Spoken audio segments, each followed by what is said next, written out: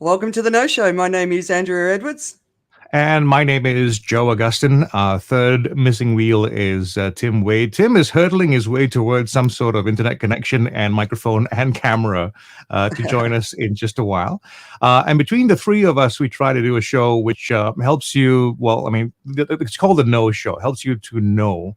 But it's a bit more than just knowledge. It's about the process, I think, of finding out about stuff so you can have more knowledge. And as you were talking about last week, it's either a means to make you the most interesting person at a dinner or the most frightening person to be next to at the same meal. Yeah. Now, as part of the show, we like to bring in extra points of view as well, and today is no different. So we have our guest, who is someone known as the change catalyst, she's a transformation expert, and she will, I'm sure, tell us more about how else she is known as well. Could you please welcome Karen Leong? Hi, everyone. Wonderful. Hello, And thanks for the introduction, Joe, and also good to have you here, Andrea. I'm excited to join you all in the No Show. And I think, I'm known as the change catalyst, but the key thing is there's one thing that we do not need to share with people about change. All of us understand the value of change. And in fact, I also speak a lot on influence, and again, everyone understands the value of influence. But I think the one thing that we often don't fully grasp is how influential we already are. So influence often is not just about learning or gaining new tips and tools and techniques, but in fact about unleashing our strengths, our inner resources that we often lose sight of. So Yeah. So I'm probably going to take a pause here because love to just join in the conversation and then learn along the way as well. Oh, it's awesome. You can tell you're a total pro.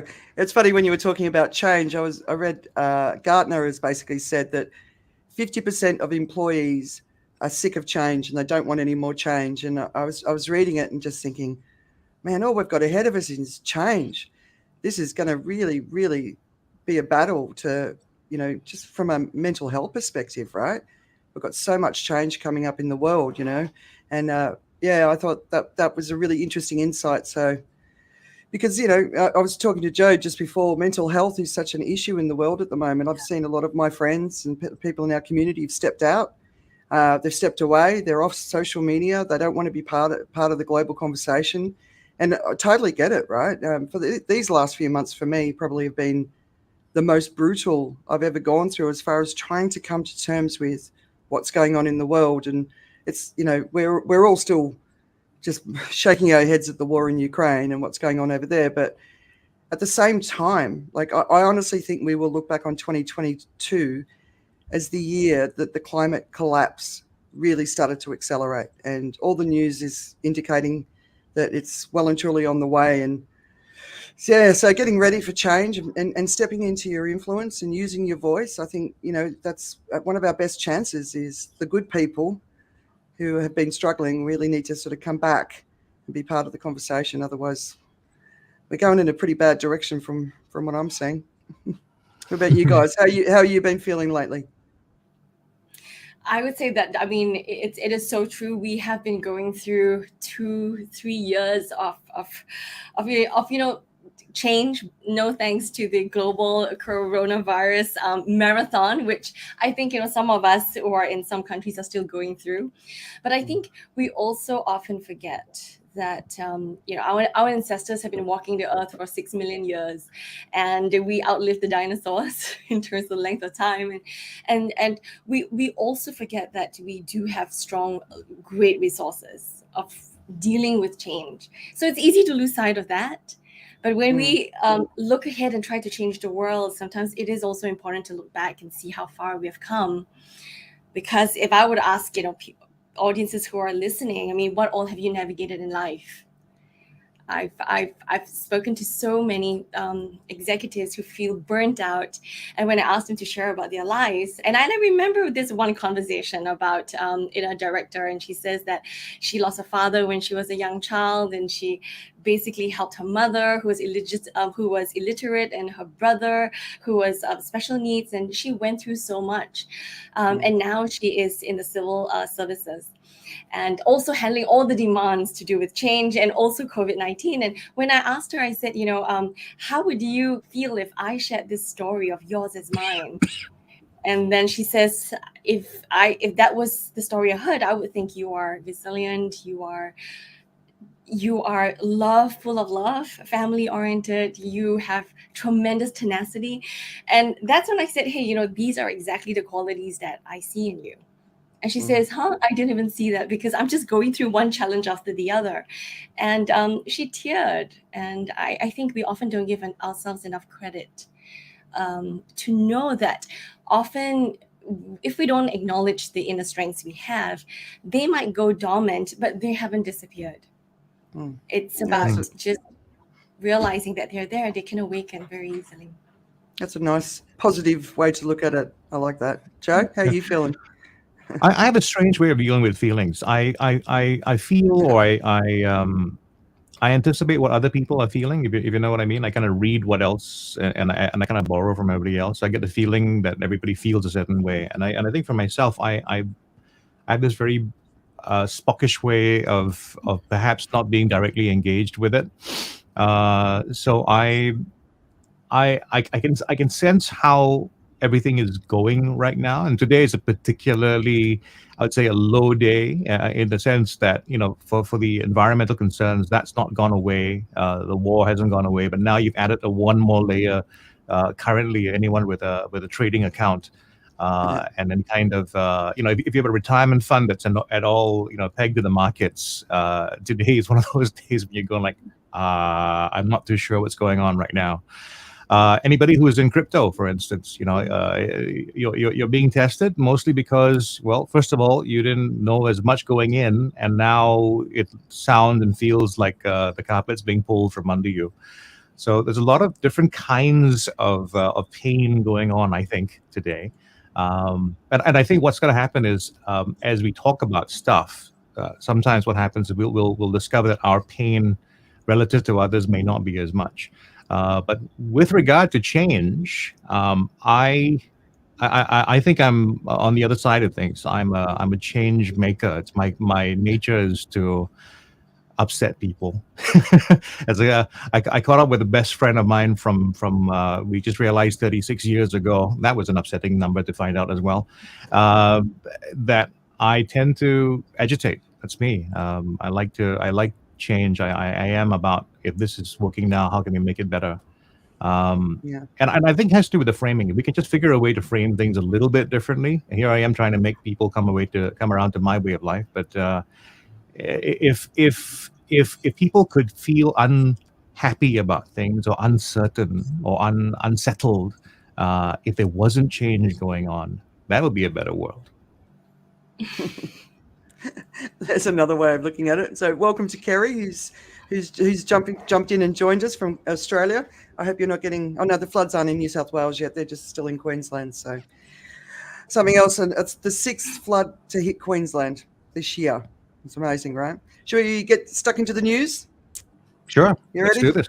Yeah. All right. We are determined to make this a shorter show today, right? Well, let's talk about change as well, right? Over time, a short show used to be 45 minutes. Now we're saying we're aiming for a short show. Let's finish it by 2 hours. less. All right. So a really, really, really cool story came out this week. The title is Supermassive Black Hole Seen at the Center of Our Galaxy. And it's a small black hole by the standards of black holes.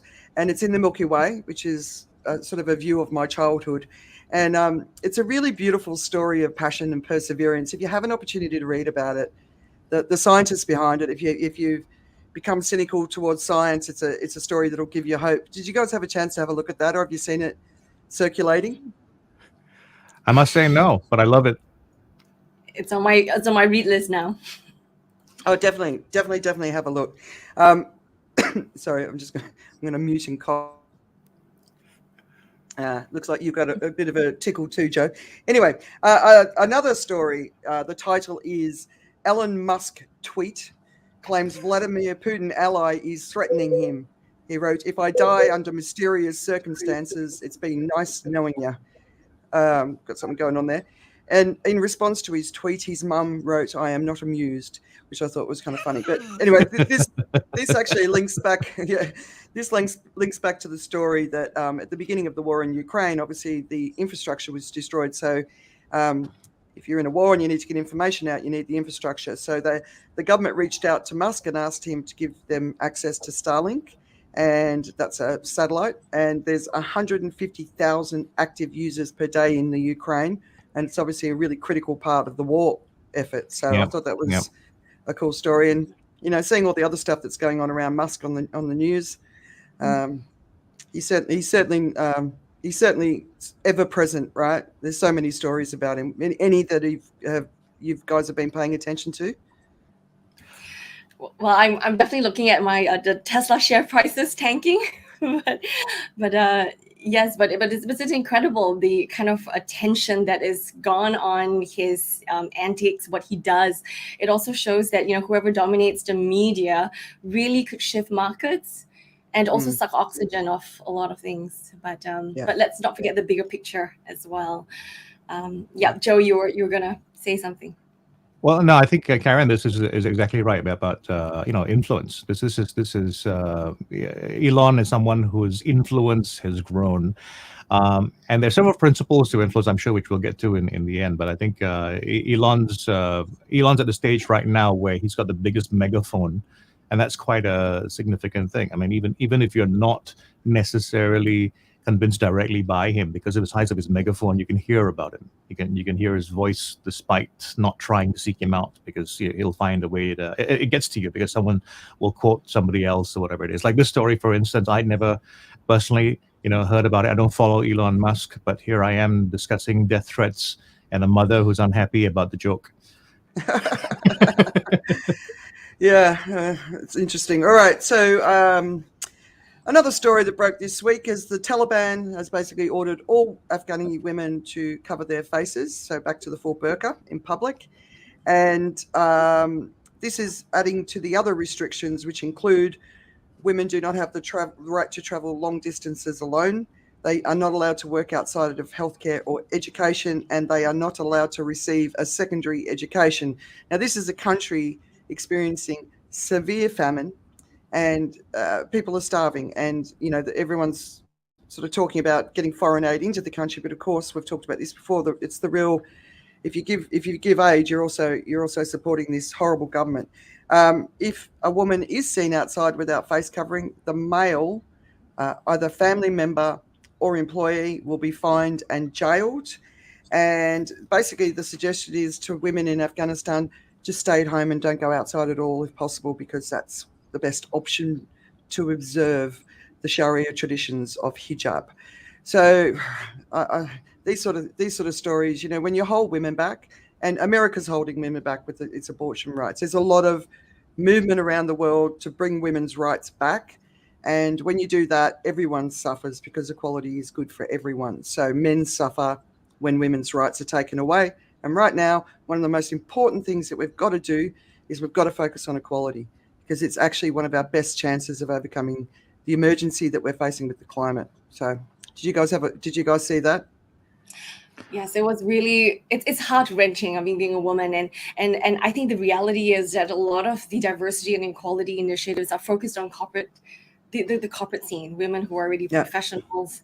And I think, it's good. I think we need to give more oxygen to stories like that, because whatever attention we give it can grow. The world has a very short attention span. So I really love what you're doing here at the No Show, because you are giving it oxygen. And I think because you're so consistent and roping people into the sphere, we do need more people to make it go viral and consistently viral. Yeah. Joe?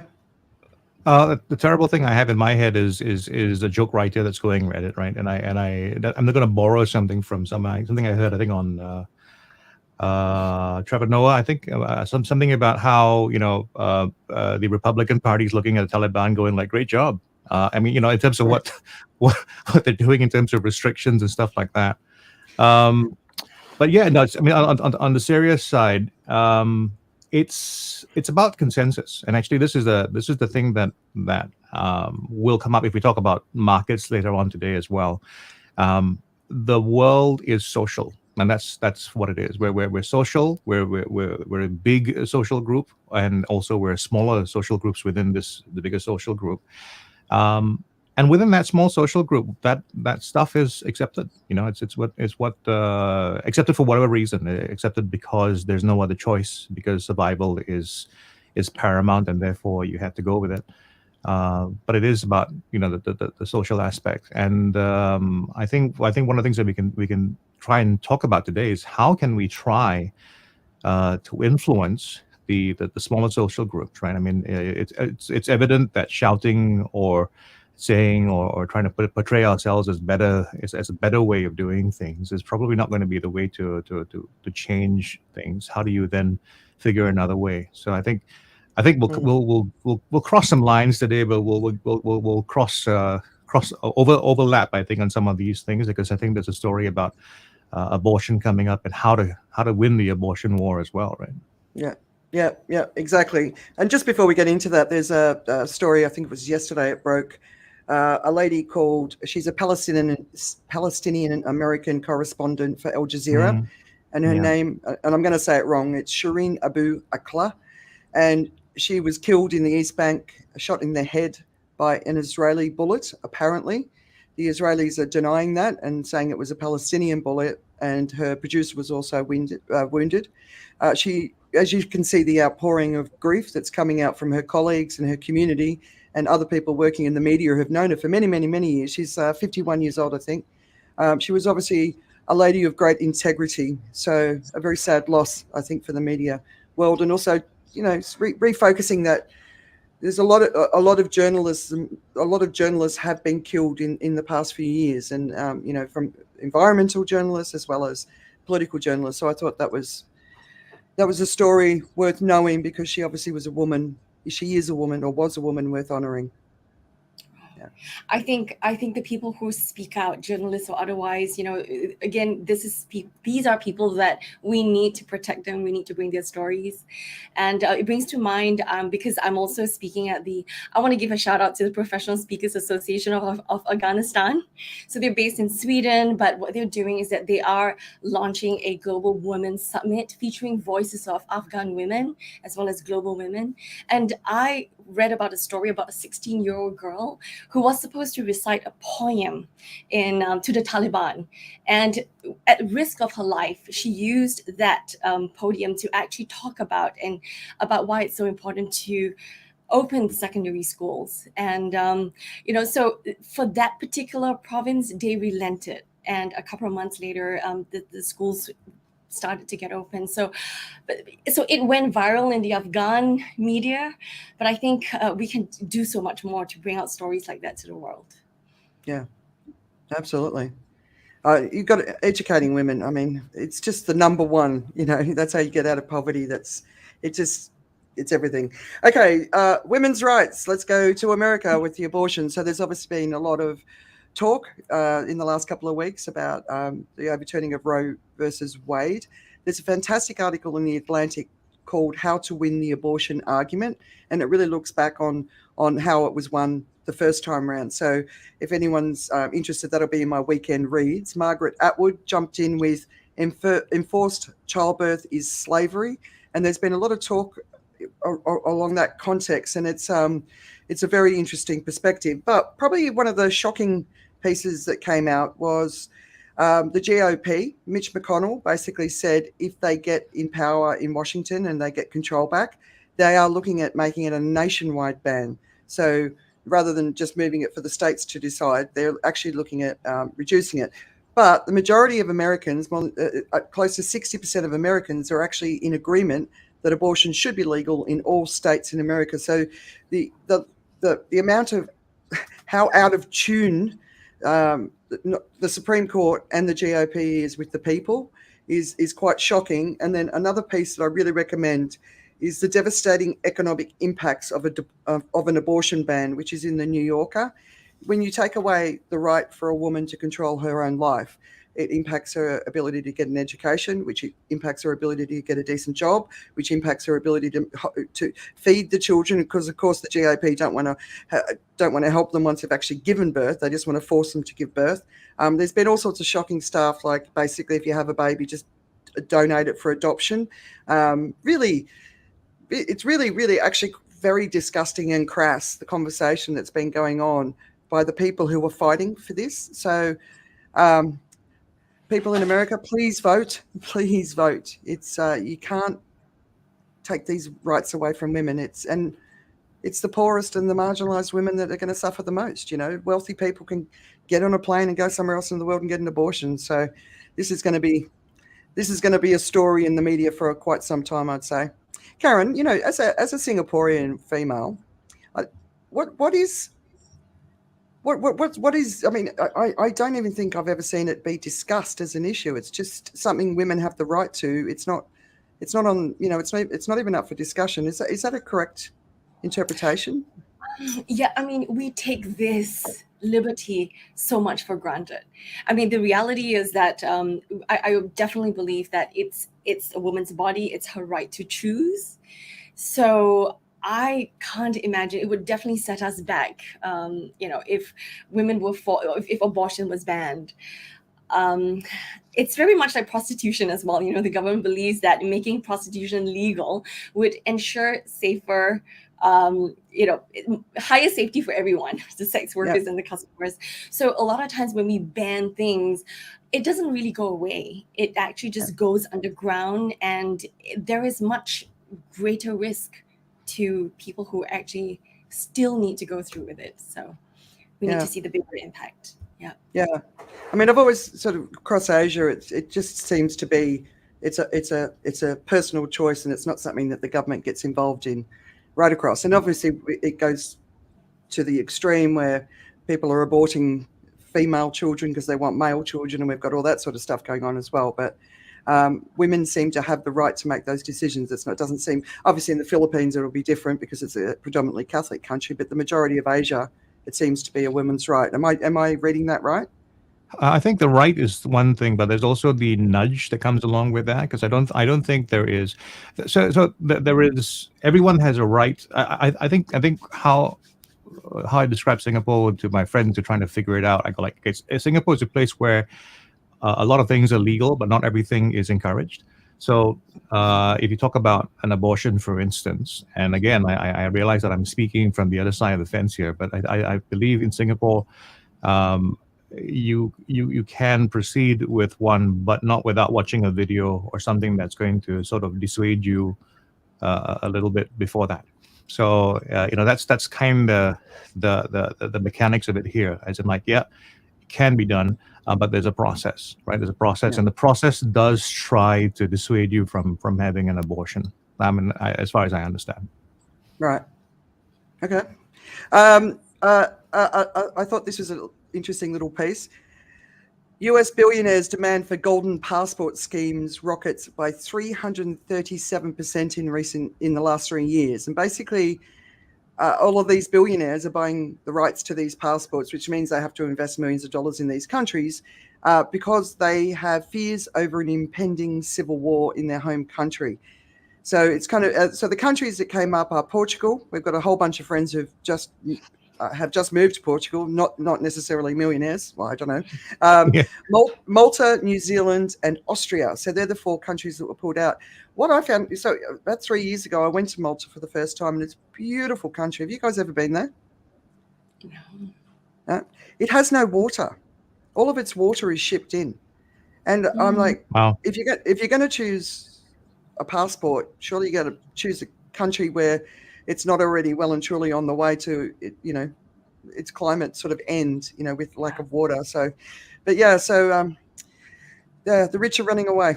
So I thought that was kind of interesting. Which one of the 4 would you go to? New Zealand? I think Singaporeans are already escaping to New Zealand when they can, and then when they get there, they realize, oh, this is a bit colder than we thought. And there's no hawker food, so people I think run away from circumstances when they can. Portugal is not the first time we talked about Portugal, because we have our good friend who's gone there to run his business, and now expounds the value of a cheap and good cup of wine, whenever he feels like it, right? The idea that the wealthy are only now making the move shows you that these are the less forward-thinking ones. I think that the more forward-thinking ones are already here in Singapore, as in, like, they left a long time ago, and they're here. I mean, I can't remember the name of the very famous billionaire investor who left America many years ago. And for that reason, he foresaw the civil unrest in the U.S. And just said it's a better place not to be it's just better not to be in the U.S. right now. And I mean, places like Singapore really are a great place, because if you're someone who is an investor and you make your money from capital gains, there is hardly a place that's better than here. In terms of just having your money work for you, because it's money that works for you by I think if it's private money, it's tax free.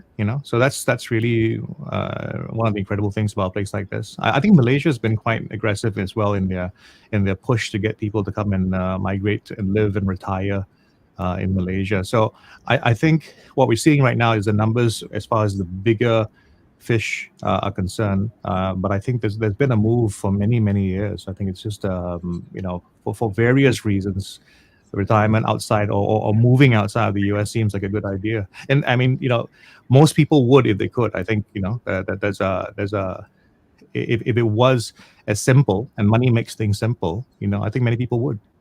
Yeah.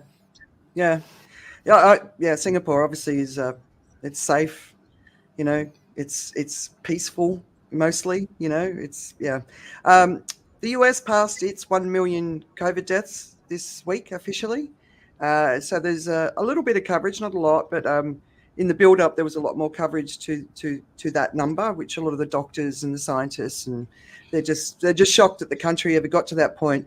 But North Korea is having its first COVID outbreak, and they're all under lockdown. I can't even imagine how miserable that is for them right now. And today was the very first death reported from COVID, and they're not accepting outside help. So I'm expecting a fair bit more news coming out of North Korea, because they're not vaccinated. They didn't accept China's even the Sinopharm vaccines. So yeah, I think we can see that as the next COVID meltdown in our region anyway. Well, when they say they're not vaccinated, I think as a countrywide policy, maybe they're not, but I have a real strong sense that their fearless leader may not be as fearless. Yeah. So a story that multiple stories are circulating around the world right now on the global economy, and you'll notice that it's not very positive. Some predictions are pretty bad, very bad for the global economy, sort of talking about 2008 sort of meltdown levels. So there's a lot of different opinions coming out, but obviously the big news that broke in the last sort of 48 hours was Terra Luna, the cryptocurrency that's now, I think, worth 0.03 cents. I think that's where it's sitting right now. And of course, we're hearing stories of people attempting to commit suicide, lost their life savings. We've got this other SoftBank story that's talking about how all of their investments are a complete failure. So, Joe, I just wanted to hand it over to you, because you're our trader, Joe. What are you seeing going on? Try and help us make sense of this crypto situation, because I tried, but I can't get my head around crypto. I really can't. Okay, I was actually tempted to come onto the show today without shaving and wearing my most tattered shirt as possible to try and be with the people who are suffering today in the crypto world. And it's a very bizarre situation right now, as in, like, there is, first of all, a lot of pain in the crypto investing world, and there's also a lot of glee in the world where the people who are not invested in crypto have been sitting by the sidelines saying, "See, we told you." All this time, and they've been happily going at it. All we're seeing right now actually is markets dealing with risk, right? So when it comes to making money, people are always trying to make more money, and the way they try to make more money is they'll make investments based on return, and your most attractive returns are going to come from, by nature, risky sort of assets. So when you see things like the crypto market sort of like melting down right now, it's easy to say like, oh, that's because it was always going to happen that way, right? But I was just doing a comparison. Netflix has actually done worse than Ethereum, in the past few months, past few weeks, right? And and people always talk about, well, these things are not real, they're all perceived and what have you and all that. And the thing is, at the end of the day, Netflix does provide a real service. It does have real subscribers, but the market just doesn't think it's worth as much as it was worth all that time ago. And Karen, I'm sorry as well, Tesla shares are suffering more or less the same fate, right?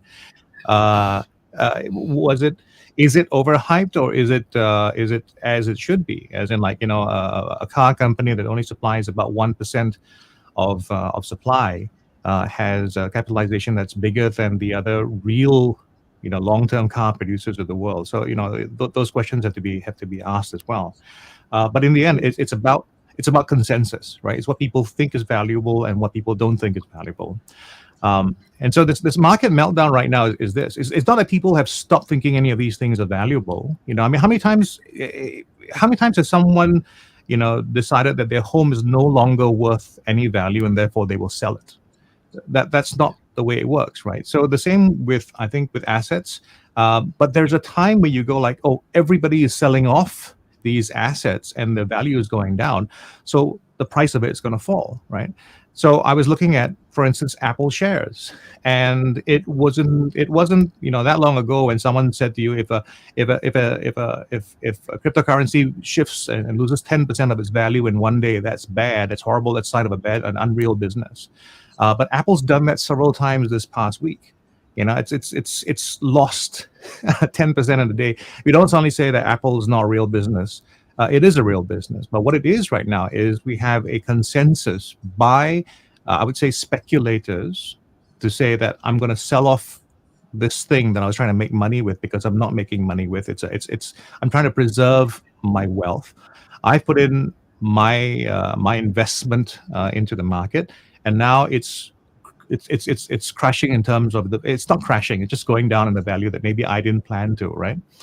The savvy investors right now, actually, they're sitting by the sidelines. They're not holding on. The illusion that the retail investor has is, all the wealthy people have the ability to hang on to these investments forever and blah, blah, blah. It's the kind of illusion that they have, and they wish that they had the money to do that. The wealthy, savvy investors are sitting in cash right now. They've already sold. They're doing essentially what is known as a short of the market by not holding. So by not holding, their value of their investments are going up because they have cash, and the price of Apple is going down, the price of Amazon is going down, the price of Netflix has gone down. Not advice to trade, but Amazon right now is trading at below pandemic prices.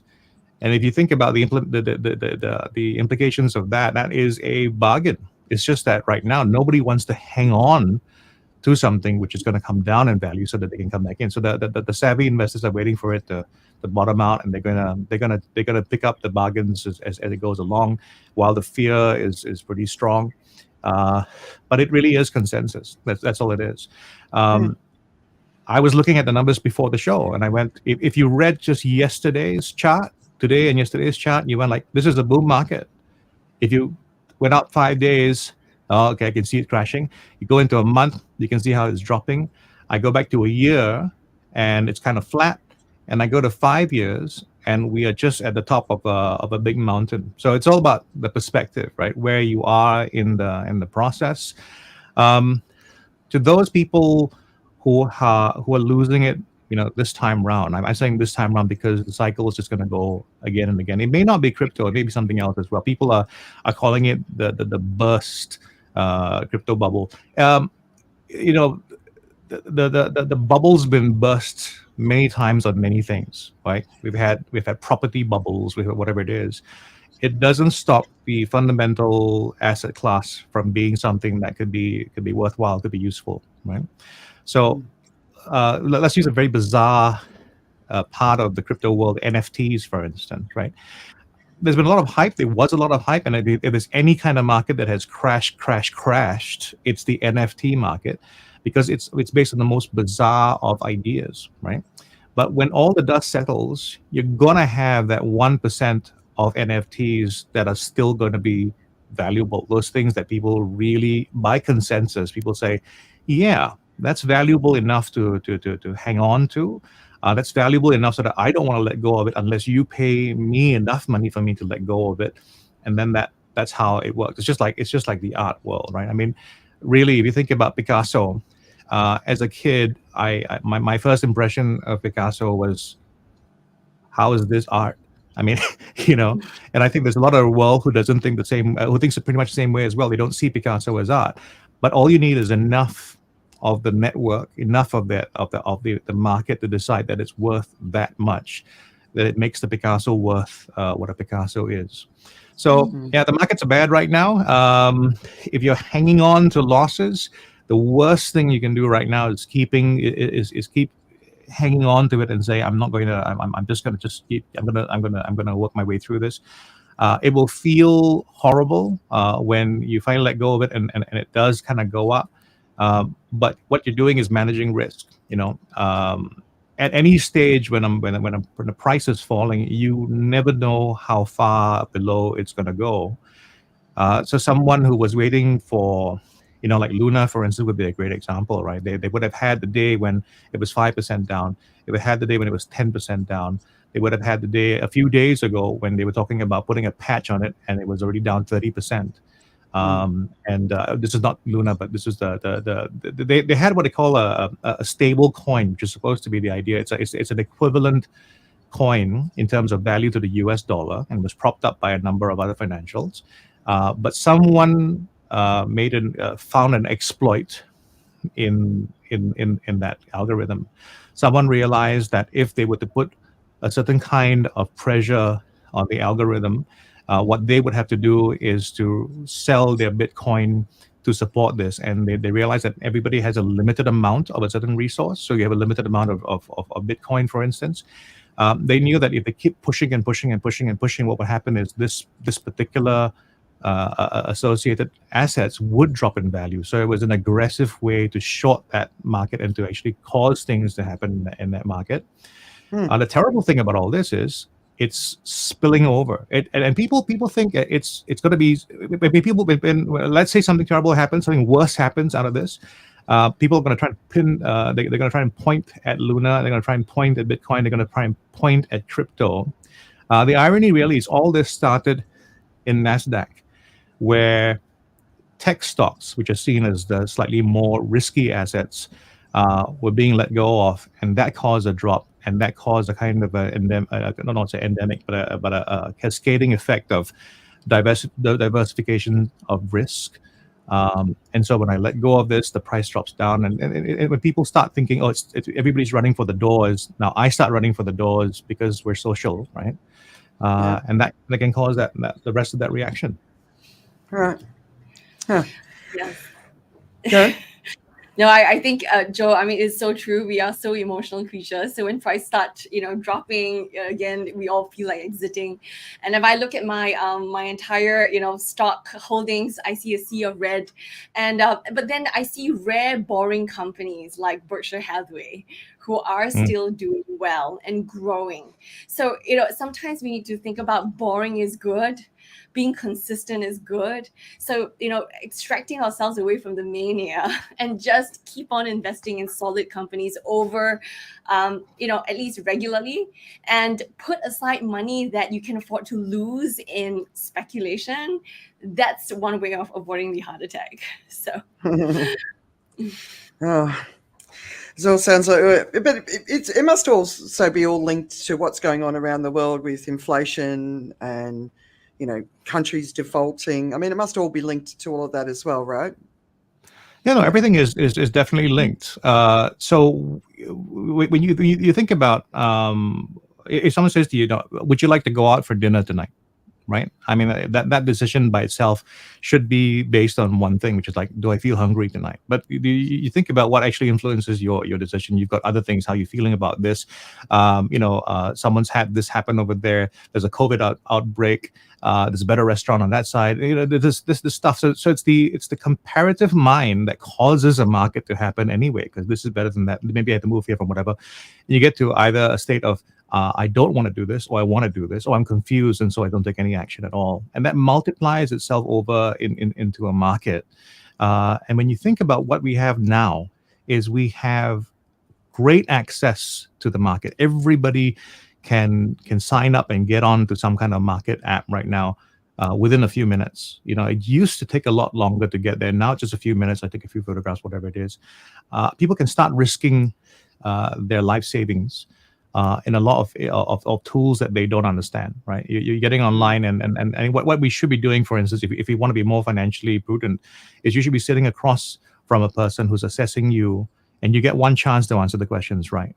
You shouldn't be able to be online and go like, "Oh, try this, and it says, "Oh, you're not eligible," and you go like, "Okay, I'll try again." You change your answers.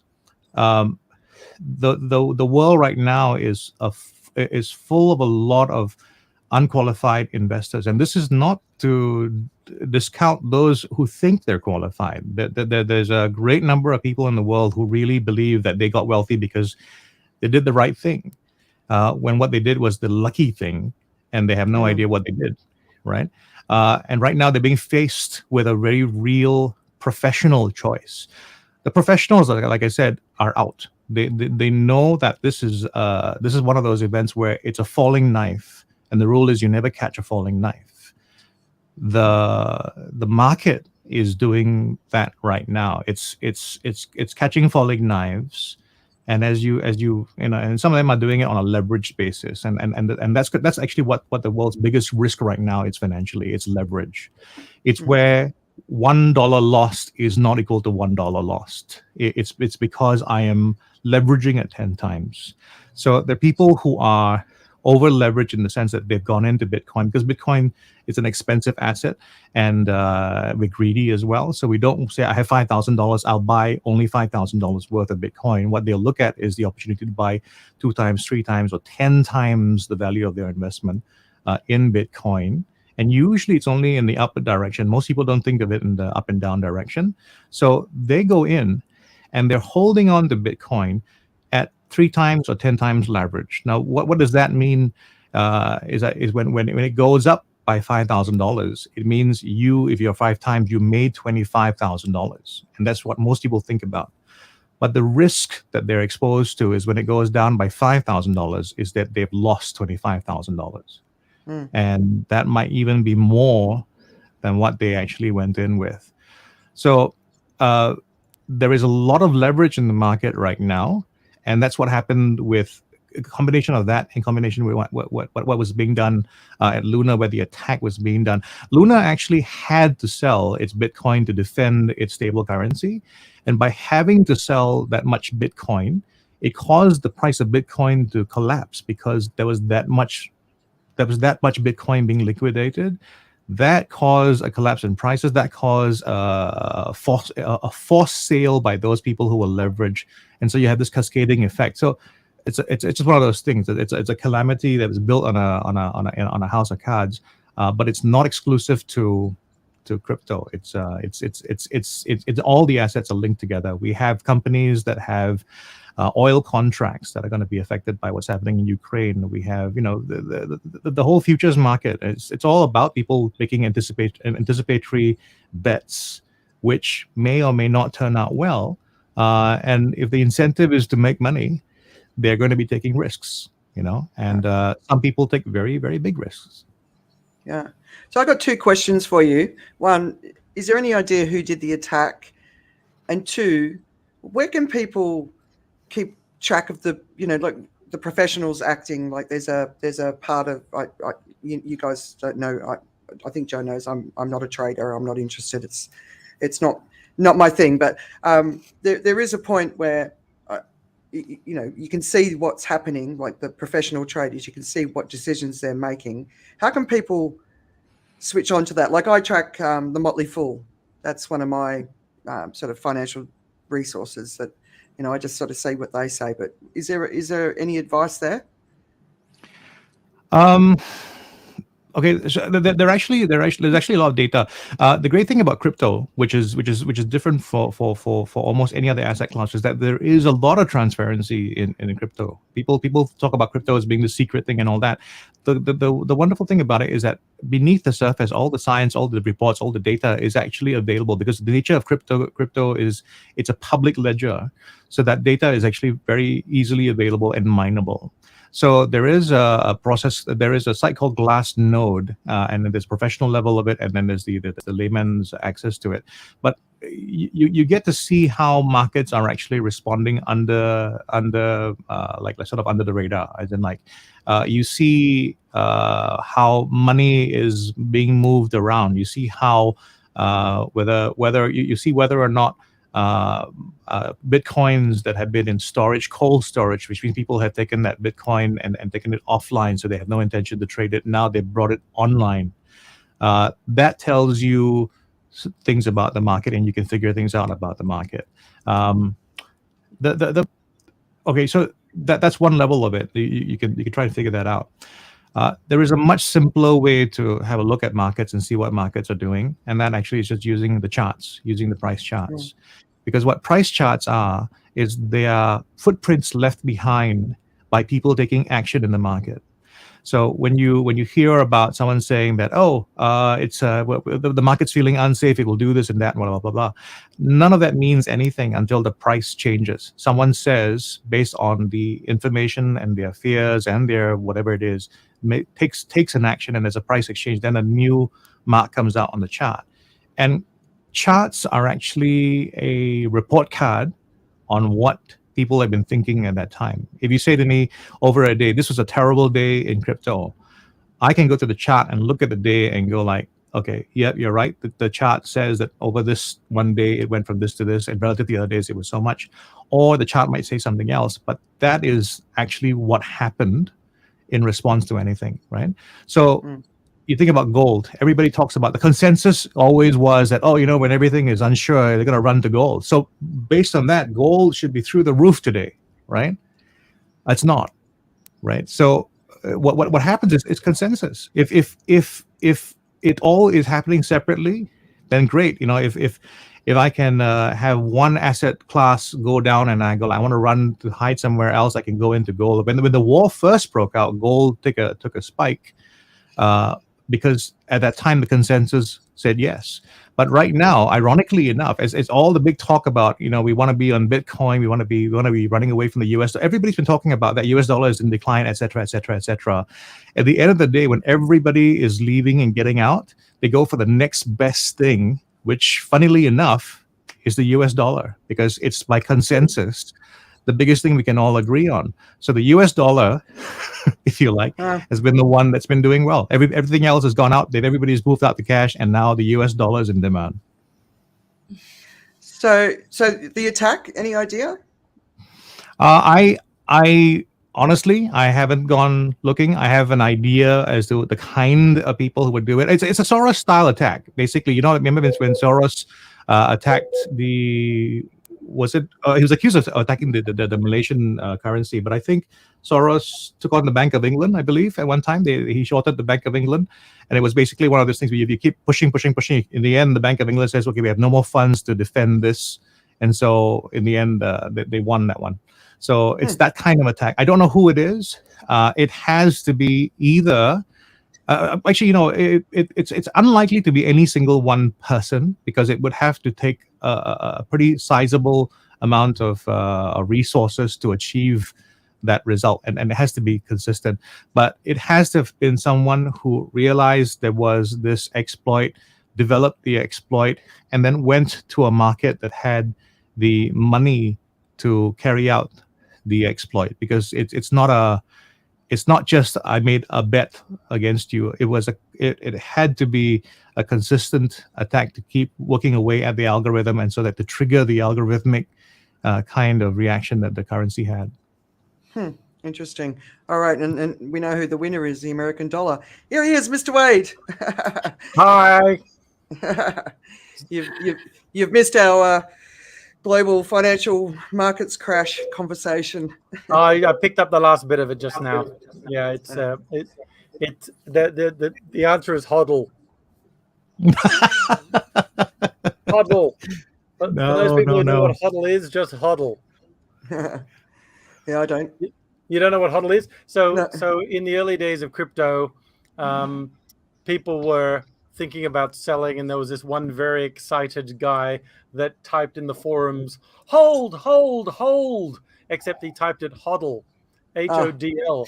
And so he misspelt it, and it's just become this in term of just hold. It will come back, hold. Right. Yeah. Anyway. All right. So, all right. Should we move on to? Hi, yeah, Karen. should we move?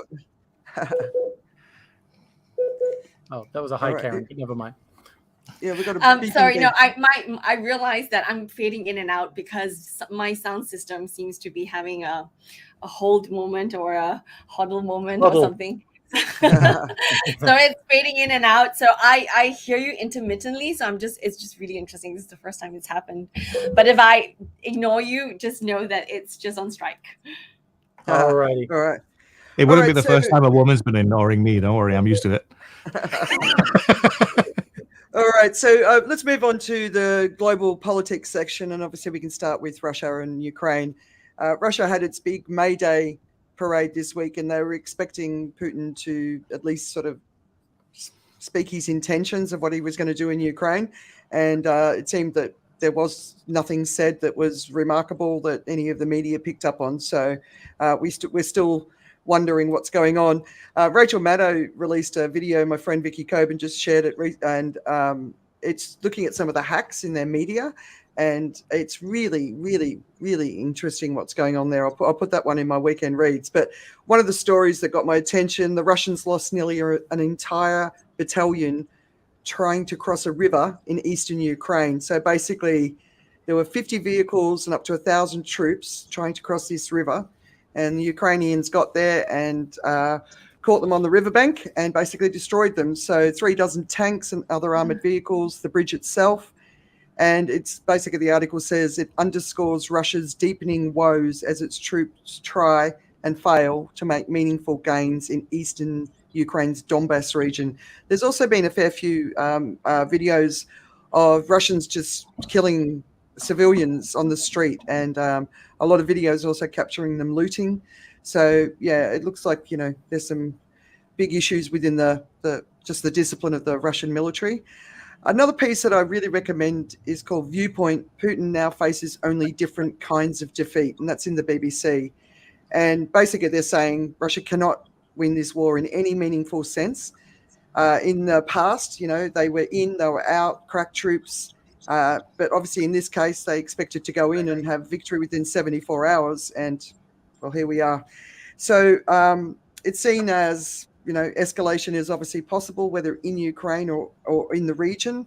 And Europe's basically at one of its most dangerous moments in history. But Putin's there's no way for him to back out. So I don't know. It's a very nervous time, right? Where what they're calling, he could potentially call the Great Patriotic War 2.0. That's with the rest of Europe involved. So it's all of his own making. Well, he's. I was just listening to a story the other day, which I thought was very interesting about his puppet. They called him the puppet master, and I forget the name right now. But basically, he was someone known as a Grey Cardinal, and the Grey Cardinal is someone who is in charge of propaganda. It's someone who's in charge of the story, and he was recently fired by Putin, but not before he had managed to create, pretty much the Russia that we know today. And I was really surprised to find how much of that was a creation of propaganda, as in, like, even the opposition parties, all the parties, what they stood for and all that was actually created by, scripted, and funded by the central government. So Wow. So even the real the real critics that you have today, the people who come out of that, they have come out of that experiment, as in like it was all engineered. And I heard one thing which was actually something that I'll have to take it with me in terms of like, I think there's a lesson in influence there as well. The reason why Putin is doing what he's doing right now is that he's continuing that playbook, and the playbook is essentially you got to have the idea that there's so many things going on, there's so much conspiracy going on. There is that in the end, you are in a place where you go like, there's no point taking any action, and that really is the kind of play that they have. They want to create this thing that, it could be this, could be that. So it's such an interesting way to go about things, that you really have to convince an audience that there's so much shenanigans, so many things happen, so much chicanery happening, that there is no point trying to do something of any real great value. Sorry, is that the Russian playbook or the American playbook?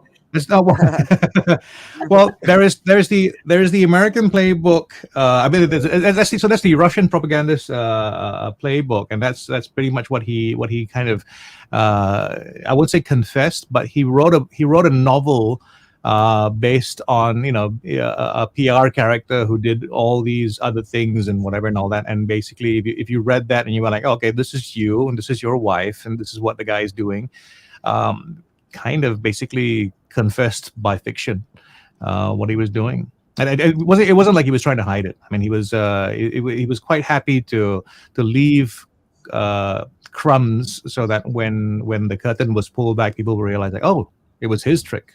If you can find it, can you send it to me? That sounds interesting, especially for the weekend reads.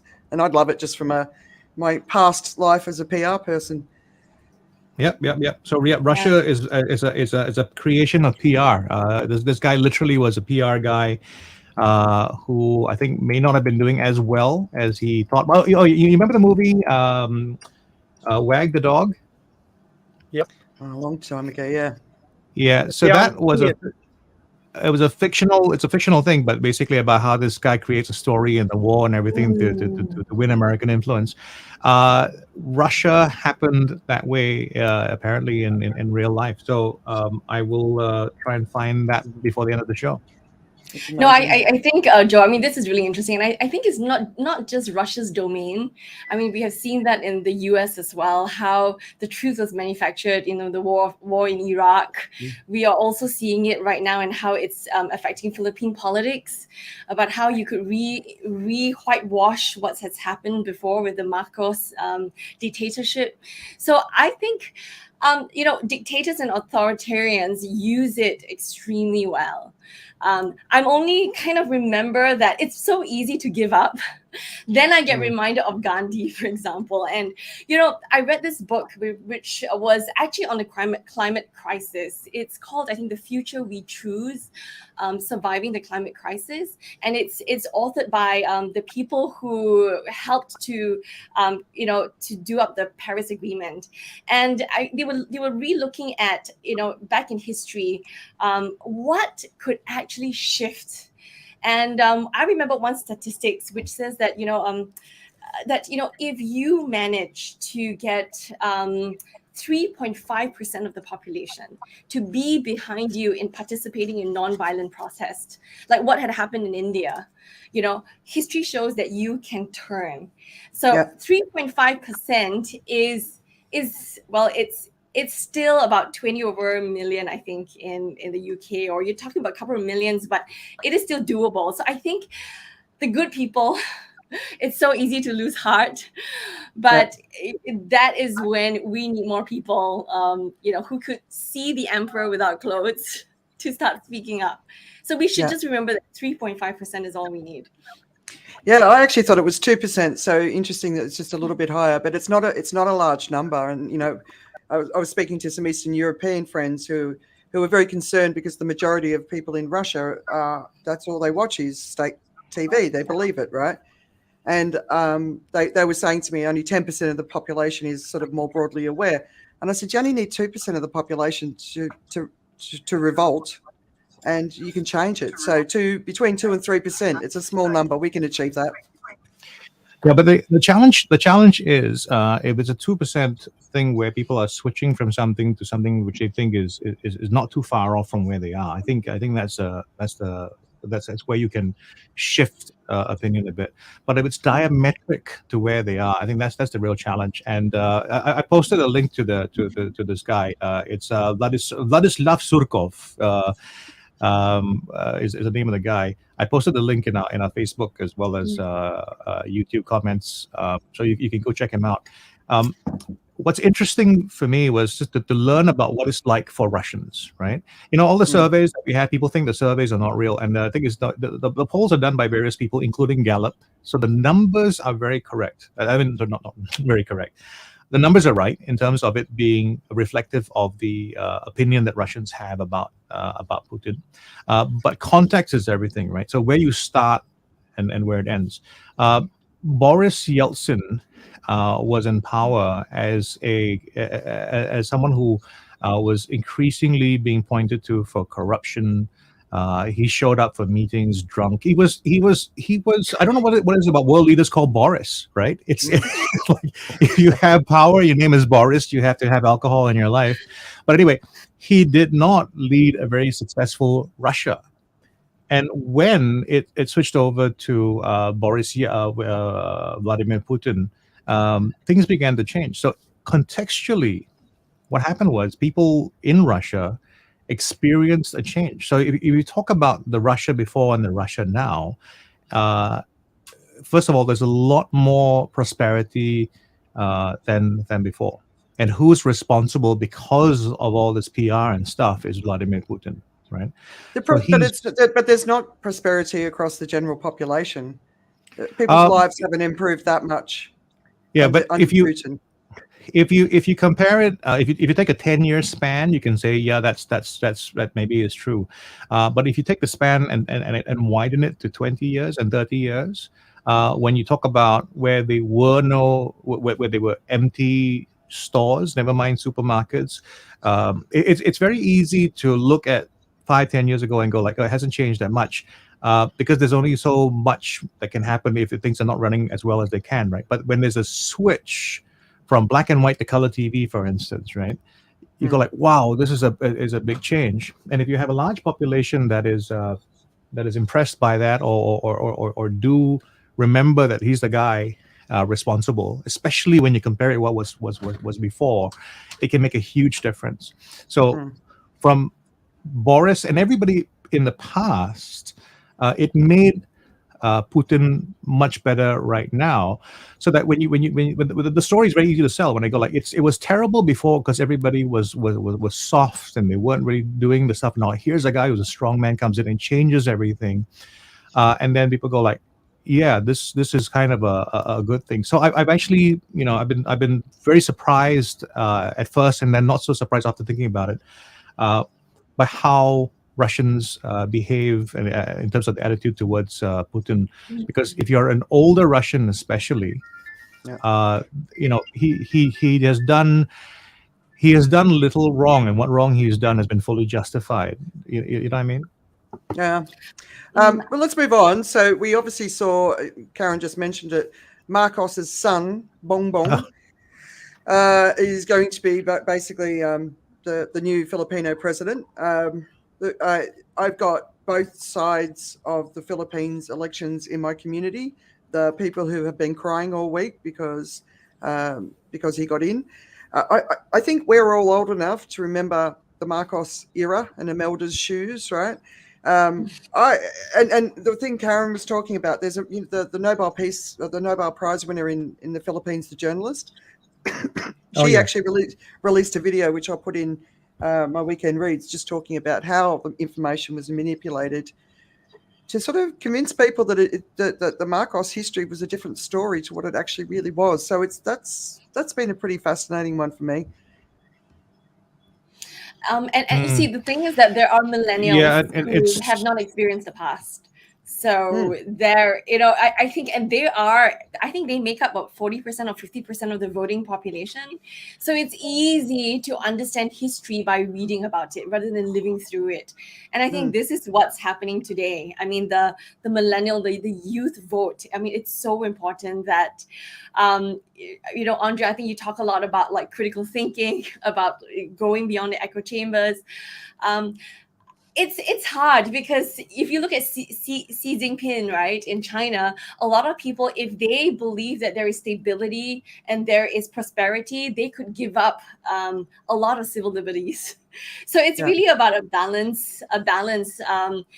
Really, it's about what kind of balance can people accept. Yeah.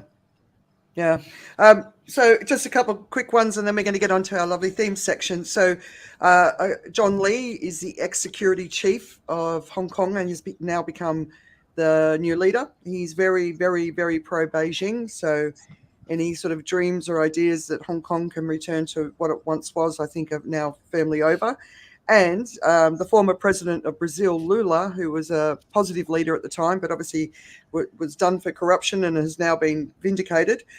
He's now put forward his presidential campaign, and I'm very hopeful if he can get in, maybe we can get on top of the crazy level of deforestation. Anything else politically that you guys have sort of been picking up?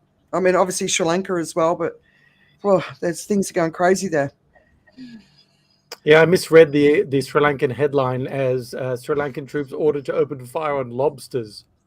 No, they haven't got any fuel to go shipping to go fishing, right? It's really bad. It's 50 politicians' houses have been burnt down. I saw one video on Twitter of all of their cars being pushed into the rivers and into the ocean. So what was the trigger? It's seen as economic mismanagement. They've basically got no money left, so people can't afford food, medicine, or fuel. This has been building for a while. They're blaming it on the COVID pandemic because the majority of the money that was coming into the country was through tourism. I don't know. I think, China owns its port. Maybe they're going to have to go into more debt with China. But this is just one of many countries that is going to go through this process in the coming months. Sri Lanka is a really interesting case study in the whole Belt and Road Initiative. That one, because you said China owns the port, they also built the CBD. So I think I mentioned a few shows ago, there was one, I was speaking in Sri Lanka and I was looking out the window going, that wasn't there last time I was here. And there was this enormous CBD all of a sudden, with all these high-rise buildings. They go, oh yeah, China's built it all as part of the whole deals that they've done with the country and taking on, the ports and things like that. So when countries tend to default on their abilities to repay, then you start having they start losing ownership of these vital, bloodlines to their country's economy, and then you get a new puppeteer happening. So it's a really interesting one as to how China reacts to the upper hand that they have now in an entire country's sovereignty. And China's really got a fantastic opportunity to be a massive global leader in the way that they're going about connecting countries through economics. But there's also a possibility of, the new empire. So it's a really interesting one. Yeah.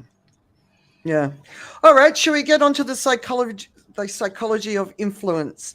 And that's obviously Karen's field of expertise, and it's something that's really important for all of us to step up, step into our voices. We've got a lot of big issues on the table, and we need the good people of the world out there fighting for what's best for all of humanity. So, Karen, I'll hand it over to you.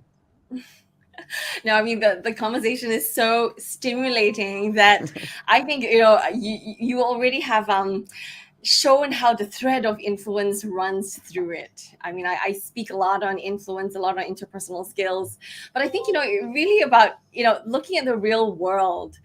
I think, which I started, a lot of us don't realize the power of our influence. And Andrea, you also talked about how, and Joe as well, people think, how can I make a difference? So when there's only one thing that I wanted to highlight, right? When I brought down, when I looked at influence in its, there are two pillars of influence based on what I have researched and interviewed. It's the first pillar is like, and the second pillar is respect. So, and like always comes first because it opens the door to influence, and respect sustains influence. And it all shows how tribal we are. What's happening on the global scene is human beings are reverting to people that we like first. And we see that in social media, we see that in the wars. We actually align ourselves with the people who look like us. So a lot of the Western countries are paying more attention to what's happening in Ukraine because they see them as, kindred white folks, whereas ignoring other countries, other colored folks. So I think what the world needs is to broaden who we are like to beyond just demographics, to actually realizing that, as human beings, we all actually are more alike than different. This is not just a diversity and inclusion piece, but I'm just going to ask you, to think about one person in your life that is most unlike you. I'm just curious, Andrea. Joe.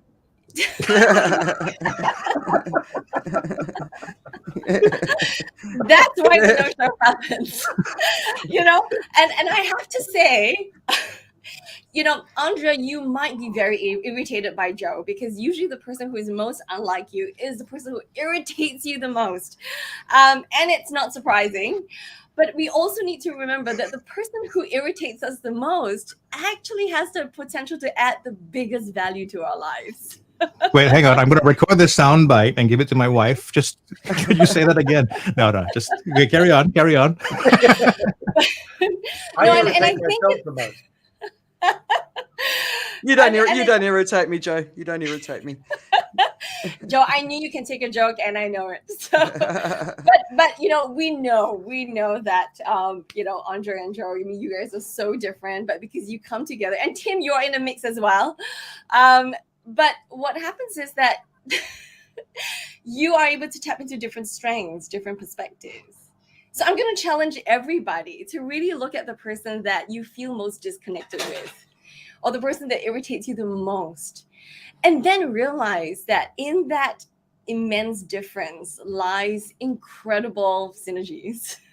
Try that with the colleague that you absolutely cannot stand at work. Look at the relative that you absolutely hate in your family, or look at the new neighbor who has just shifted in, who looks completely different from you, or look at news reports of of people who you feel the least connection with, or even look at your Netflix, the shows that you watch on Netflix. Are they mostly of people who are like you, or are they different? So I'm just going to challenge everybody to it's really go interesting. To the dark side. Yeah, but if I think about it, we're all part of a community, and one of the things that I love about our community is that it's incredibly diverse, right? And people from not just in races or in backgrounds, but also in age groups. We've got young people all the way through to people well into their 70s, right? And I think all of us thrive in that environment because we like to be in an environment where we are around people. I love it when people disagree with me. It doesn't bother me at all, because I want to understand why they think what they think. And then if I've got an ability to adjust the way I think, then I'm really happy with that, because I don't want to be talking about stuff that, I don't want to be wrong, right? I want to understand why they're wrong. No, the best feeling in the world is when someone can change your mind. For me, it's not something that scares me. It's something I embrace. Yeah. Yes. I remember the quote. The point of arguing is not to be right; it's to get it right. Yeah, and we often miss the point. Yeah, Tim. Yeah. So I was thinking from an influence perspective. You said liking and people who are like, so similarity rather than I like them, or a bit of both, because Cialdini's research talking about a bit of both, right? Yes. So it is I like you and I am like you. So these are the two biggest door openers to influence. So you're absolutely right. Yeah. So when somebody's saying I like you, what's the So then people are thinking, well, how do I make somebody like me? Because so your one of your solutions is we need to be able to open some doors here to see how we are alike a lot of other people who we think we're not alike. So what do we have in common? So let's look. This is why I still think that the planet Earth needs to be invaded by aliens for us to be able to realize that. And in a sense, COVID did that. We were all the same for a short period of time. For a few months, we were all one humanity, and now we're back to a petty bickering again. But if we could recapture that sense, there was this moment where we were given this opportunity to see that.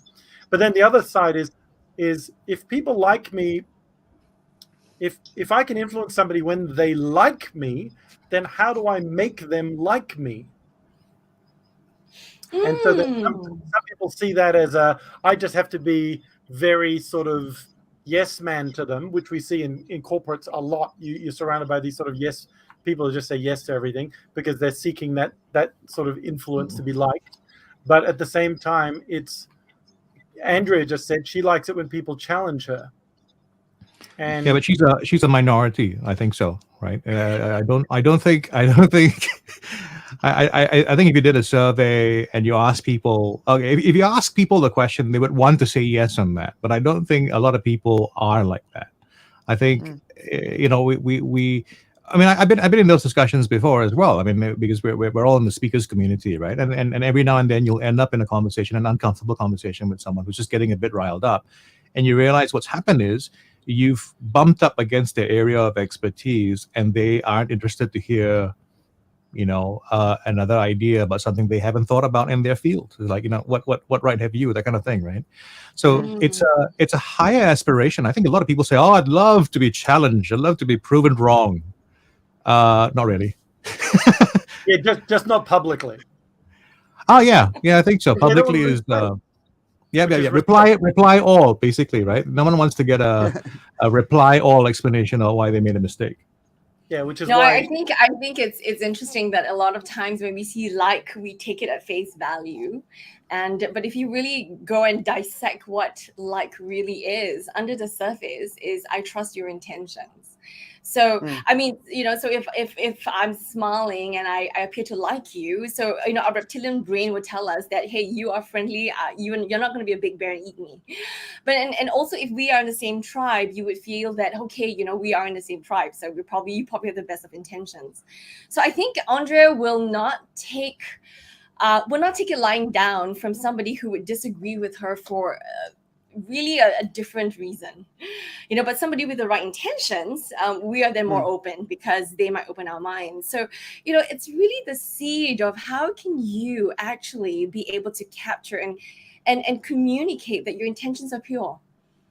That is, it happens in milliseconds. So I think it's the intentions that is driving people to let their guard down, as opposed to by default letting our guard up. Yeah. So perceived intention. Yes. So perception is reality. It's true. So what I do in the other work that I do when I'm coaching, right? There's a lot of mystery around this idea. We tend to like the idea about how everybody has very good sensors. We have a good instinct and all that, and that actually is a fallacy. Because if you think about it, more often in your life you are disappointed than you are delightfully surprised, right? More often you have an expectation of someone which you don't meet, simply because we have a tendency to, as much as we think of ourselves as skeptical, the reason behind skepticism is that we're trying to figure out how we can believe someone. So you'll end up with things like people saying, "I don't believe this," but they'll show up at something because they're looking for something that can help them believe it. So the default nature in human beings actually is it's not a, people see it as a weakness, but it's not a weakness. It actually allows us to progress because we are going to believe first in other people, and that actually on a net basis actually allows us to get more things done. But it becomes an exploit that can be used against us. So this thing about having people like you, because I've kind of watched the world with my suspicious eyes for a very long time, and I realized that the people who do succeed in the world many times are people that we wish didn't succeed in the world, because we kind of see what they're doing actually, right? So I don't know if that sort of feeling gets you, but the usually is someone who sees beyond what everybody else thinks they see, and that.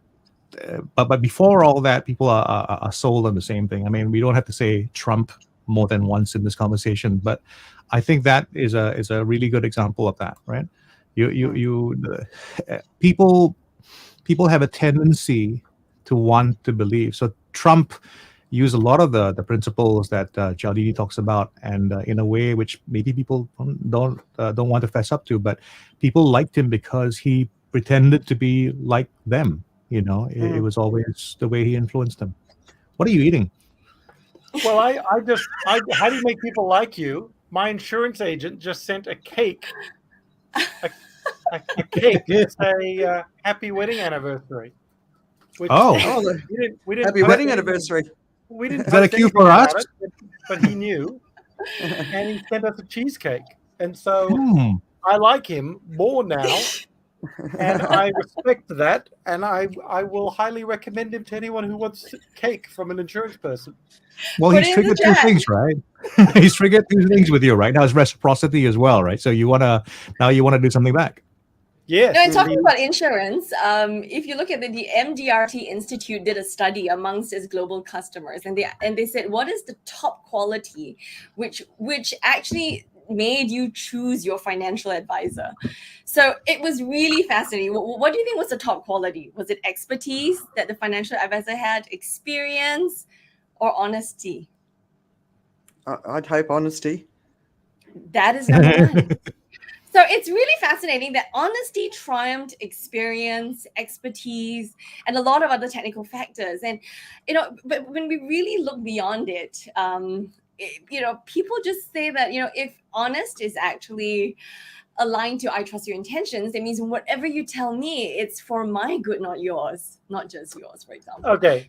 So from an insurance perspective, you're hoping that they're finding you the right insurance, not the biggest commission. For example, that could be one of them. But the other side, I would have not picked any of those. I mean, I think honesty is a given unless it's breached. I to a degree. And so perhaps we might make and it may be breached by people's behavior and actions and all of this sort of stuff, but it's kind of a given until it's breached. But I would have said attentiveness, actually, from an insurance perspective, something like that they're there but not pushing anything. Oh, they're very attentive in my LinkedIn inbox. I can tell you that much for nothing. No, that's not. That, I don't think that's attentive in that way. I mean, I get what you're saying. They're selling stuff, but so I think what Karen's describing is what people end up telling you. Like, when you filled out with that survey, when they say, how did you hear about us? You're going to put in, oh, it was Facebook or this and that, whatever it was, right? And this was one of the great frustrations when I was doing what I was doing in radio. People don't really always remember why they were influenced in a certain way. They go like, my number one reason for trusting someone or doing business with someone is I trust them, right? But the next question is, now, why do you trust them?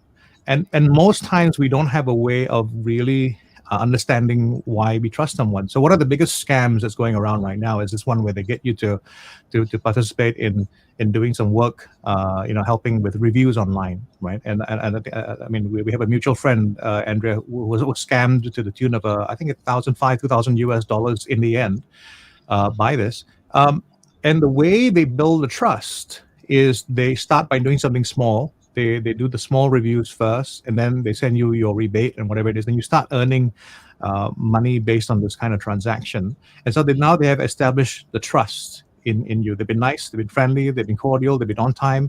They build up trust. Then what happens is they exploit the trust, and then it's broken in the end, right? So, but if you ask someone what made them trustworthy, you might not be able to put your hand on it. because, or your finger on it, sorry, it's because we don't track those kinds we don't track those kinds of things. It's only someone like maybe Karen, who's been studying the different aspects of it, who goes like, oh yeah, I can break it down, I can see what happened there. It was very simple. What they did was they began with a conversation, and it was a nice to and fro conversation. It was about something relevant to them, and they were being very friendly and complimentary, and then they were being very open. And then when we saw them online or whatever it is, they talk with very open gestures, and so it slowly built up. And then they gave you something, and then you wanted to give them back, and then they earned more trust from you. Those are the steps along the way, but we don't recall all the steps that run up to that. We just know that in the end, what do I value? I value trust. Mm.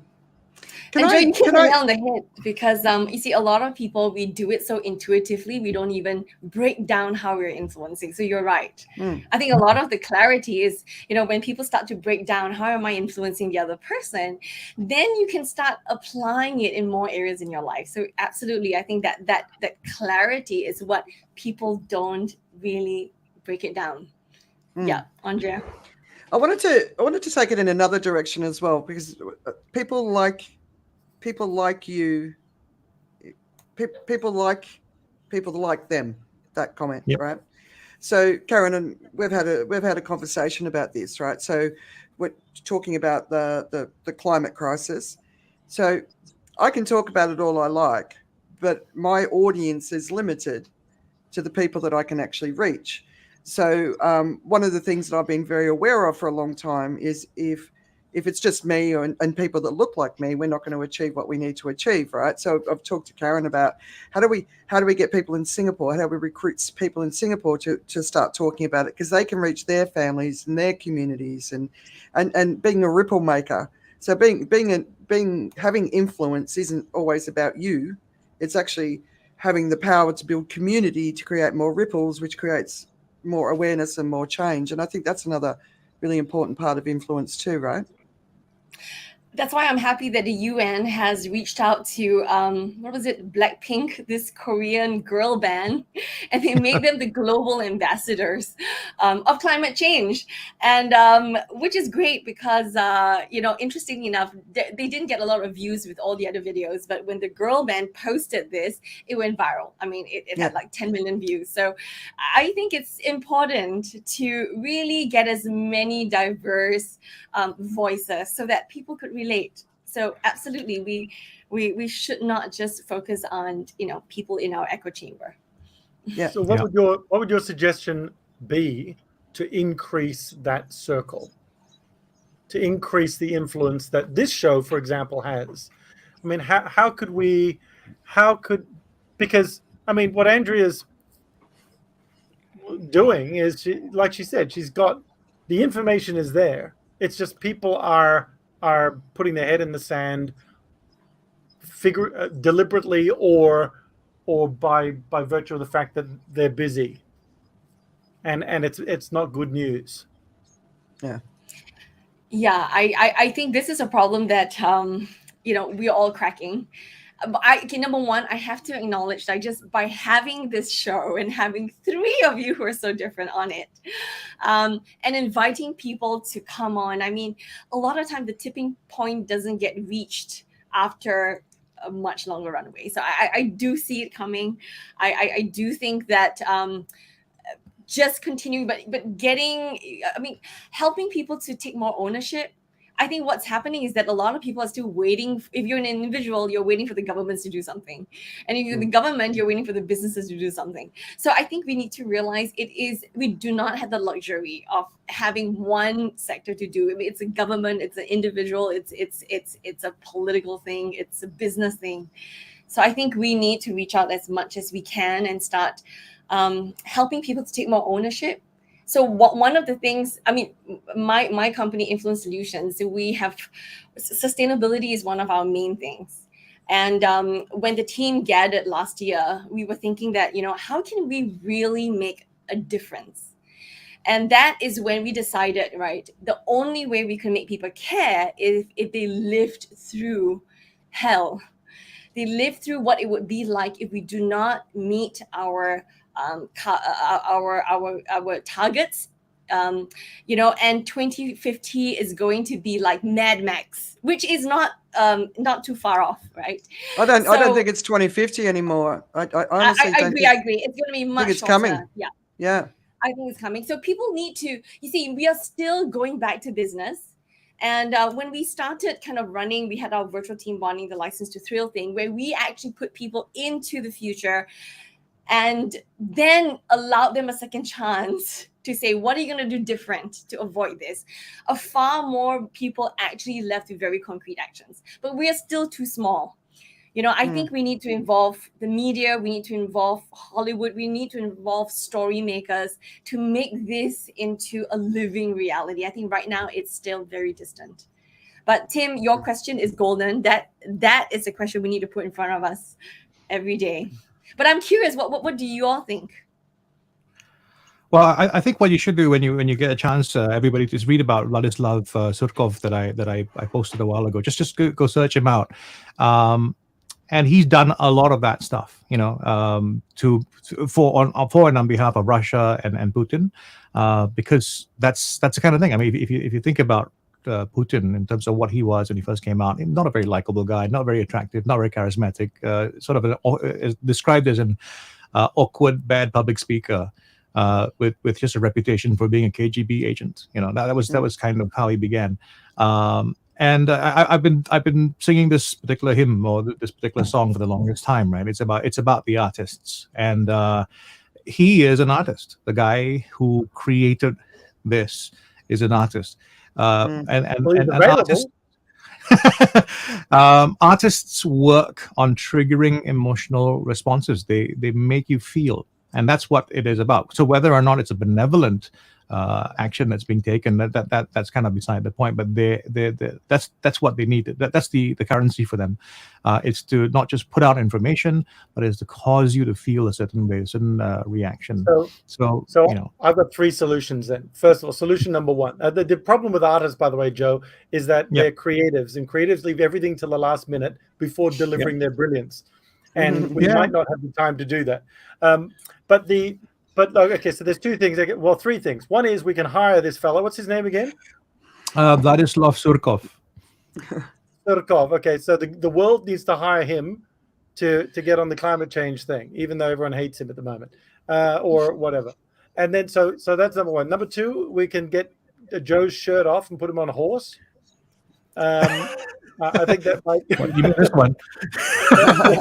That might do something. But the third one, maybe we should champion something. This is just a harebrained idea. Maybe we should champion something which is in the middle of summer, no aircon day. I don't know. I reckon what we should do is send all of the CEOs of the fossil fuel industry, as well as all of the prime ministers and presidents around the world, on a plane to New Delhi, and they have to sleep in a slum for the next week and see how it feels. All right, we've already got cases that they could go and experience in the world. So go and have a look. That's what's coming at us, Start a hashtag. I think it's a great idea. All it needs is momentum. So the challenge would be. Sorry, your challenge first, then my challenge. Well, the challenge would be to create that objective and to figure a way to make it their idea. Right, that's the way this would work. Because if it's an idea, I mean, look, if the environmentalists get you to do something like that, it's an agenda thing, and you're capitulating. So that's really not a place where you can win from. But if there's a way to figure this out so that the benevolent CEOs of the world can come together and through a moment of enlightenment, self-generated, of course, because they just sat around and they thought about things, over kombucha probably. They went ahead and came up with this idea, and now they're doing something about that, right? So it's much the same way, like Blackpink being chosen by the UN. I think Blackpink had an idea and got the UN to say, we choose you, and that kind of is the way to get things done. And that to me, that's what influence is about. Influence is going, I set up all the different things so that the two of you meet and really kind of like each other. Yeah. Well, good thing is their name and their culture pretty much is everybody together all of a sudden. We got black, we got pink, and we got a Korean group. So, okay. Anyway, so the the other thought is maybe it's not the CEOs and the heads of government that we need to be targeting, because we've been saying that for a while. But if the world is heading towards the Elysium sort of view, remember that Matt Damon film called, I think it was called Elysium, where there was this, the rich went to the safe place and everybody else was Hunger Gamesing it down on Earth in this sort of dystopian disaster. So it might actually be that that sort of influential upper middle class, if that makes sense. Because that upper class is like, well, we're fine. We don't really care if the world goes to crap because, we'll just have more slaves. Whereas that middle group are the ones that are bridging the gap between the two, that can see it from both sides, that have an aspiration of the wealth, but not necessarily the attitude, but also have a compassion for those that are struggling. Yeah. And so one seems to be the exploitative high end, and to get to the position of influence in that exploitative high end, you need to toe the party line of exploitative high endness. There's a few people that have actually got to that end state of influence and made a big difference. And one of the ones that comes to mind seems to be Gorbachev. He seemed to come through it, get to the top, and then make a big change. But I may have read history incorrectly, but that just seems how a few people have got through to that particular point. Mandela kind of got to that point. A few people got to that point, but most of them get to that point and go, you know what, I'm here now, I may as well just enjoy myself. And so not a lot of making big change. So maybe it's that other area. We could look at religion. I mean, if you look at Islam, Hari Raya, the people had to fast for 1 month, right? And one of the main reasons why it was instituted is to create empathy for the needy, that you go through personal struggle by just abstaining from food and water. So somebody came up with the idea, and it had widespread adoption, and it has remained relevant for years and years until today. So I think it's about, but I like it. It's really about helping people to see the value of doing and taking a stand. And if you're doing so, society rewards you, as somebody who is really living. So how didn't we create this movement? Yeah. The idea of turning aircon off, it's like, I melt in the heat, especially April, May in Thailand is the hottest time of the year. And it's so uncomfortably and unbearably hot. But the majority of people obviously don't have aircon, right? And it's just, when there's no air moving at all, it's so humid. You just kind of, and I think of the people who are suffering, because Delhi's going to go over 50 in the next coming days. I think Pakistan's due tomorrow. But there's also another heat dome coming to land on the US. Have you guys seen that? There's some really weird weather coming up. Really, really weird. Should we finish up with just a few of the bits on climate change and the environment? So the first thing that happened this week that probably got everyone's attention was there's a 50-50 chance of breaching 1.5 warming in the next couple of years. Now, this, for some reason, was news this week. This is something I've been aware of and we've talked about on the show for a while. So it's not about moving to 1.5. It's not about embedding in that temperature. It's just about having a couple of experiences in the next couple of years where it's going to get that hot.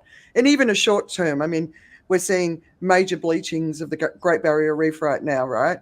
So even short term, it's incredibly destructive. So we're going to get a taste. They think it's going to be between 1.1 and 1.7 higher than pre-industrial levels, and we're going to experience it. So maybe that's the taste. And when we talk about influence, maybe we need to have those. Maybe we need to hit that. But I got to tell you, I think this is climate breakdown. It started, and every delay, every step we don't take now makes it worse. Another one, big read in The Guardian called "The Carbon Bomb Set to Trigger Catastrophic Climate Breakdown." And so basically, it's just talking about all of the oil and gas majors who've got all of these projects. They're already off the ground, they're already happening, they're already pumping, or they're in the process. And, it's ExxonMobil, Shell, BP, Chevron. They've made $2 trillion in profits in the last 3 decades. And the BP's boss described the company today, because of the Ukraine war and increased prices, as a cash machine. Well, BP boss, I would like to suggest that there's his company, I think they're in Austria, who've designed these bamboo outdoor air conditioning systems. I'd like you to invest in them and take them to these countries that are experiencing this extreme heat. Use your cash for good, right? But this report, what's coming up, there's zero chance of being able to hit 1.5 or getting under 1.5 with what is already in the plans. 195 carbon bombs. That's how they're describing it. The gigantic projects. And, you know, they're going to make a lot of money, but that's it. It's pretty much. Did you have a chance to have a look at that one? It's a long one. No.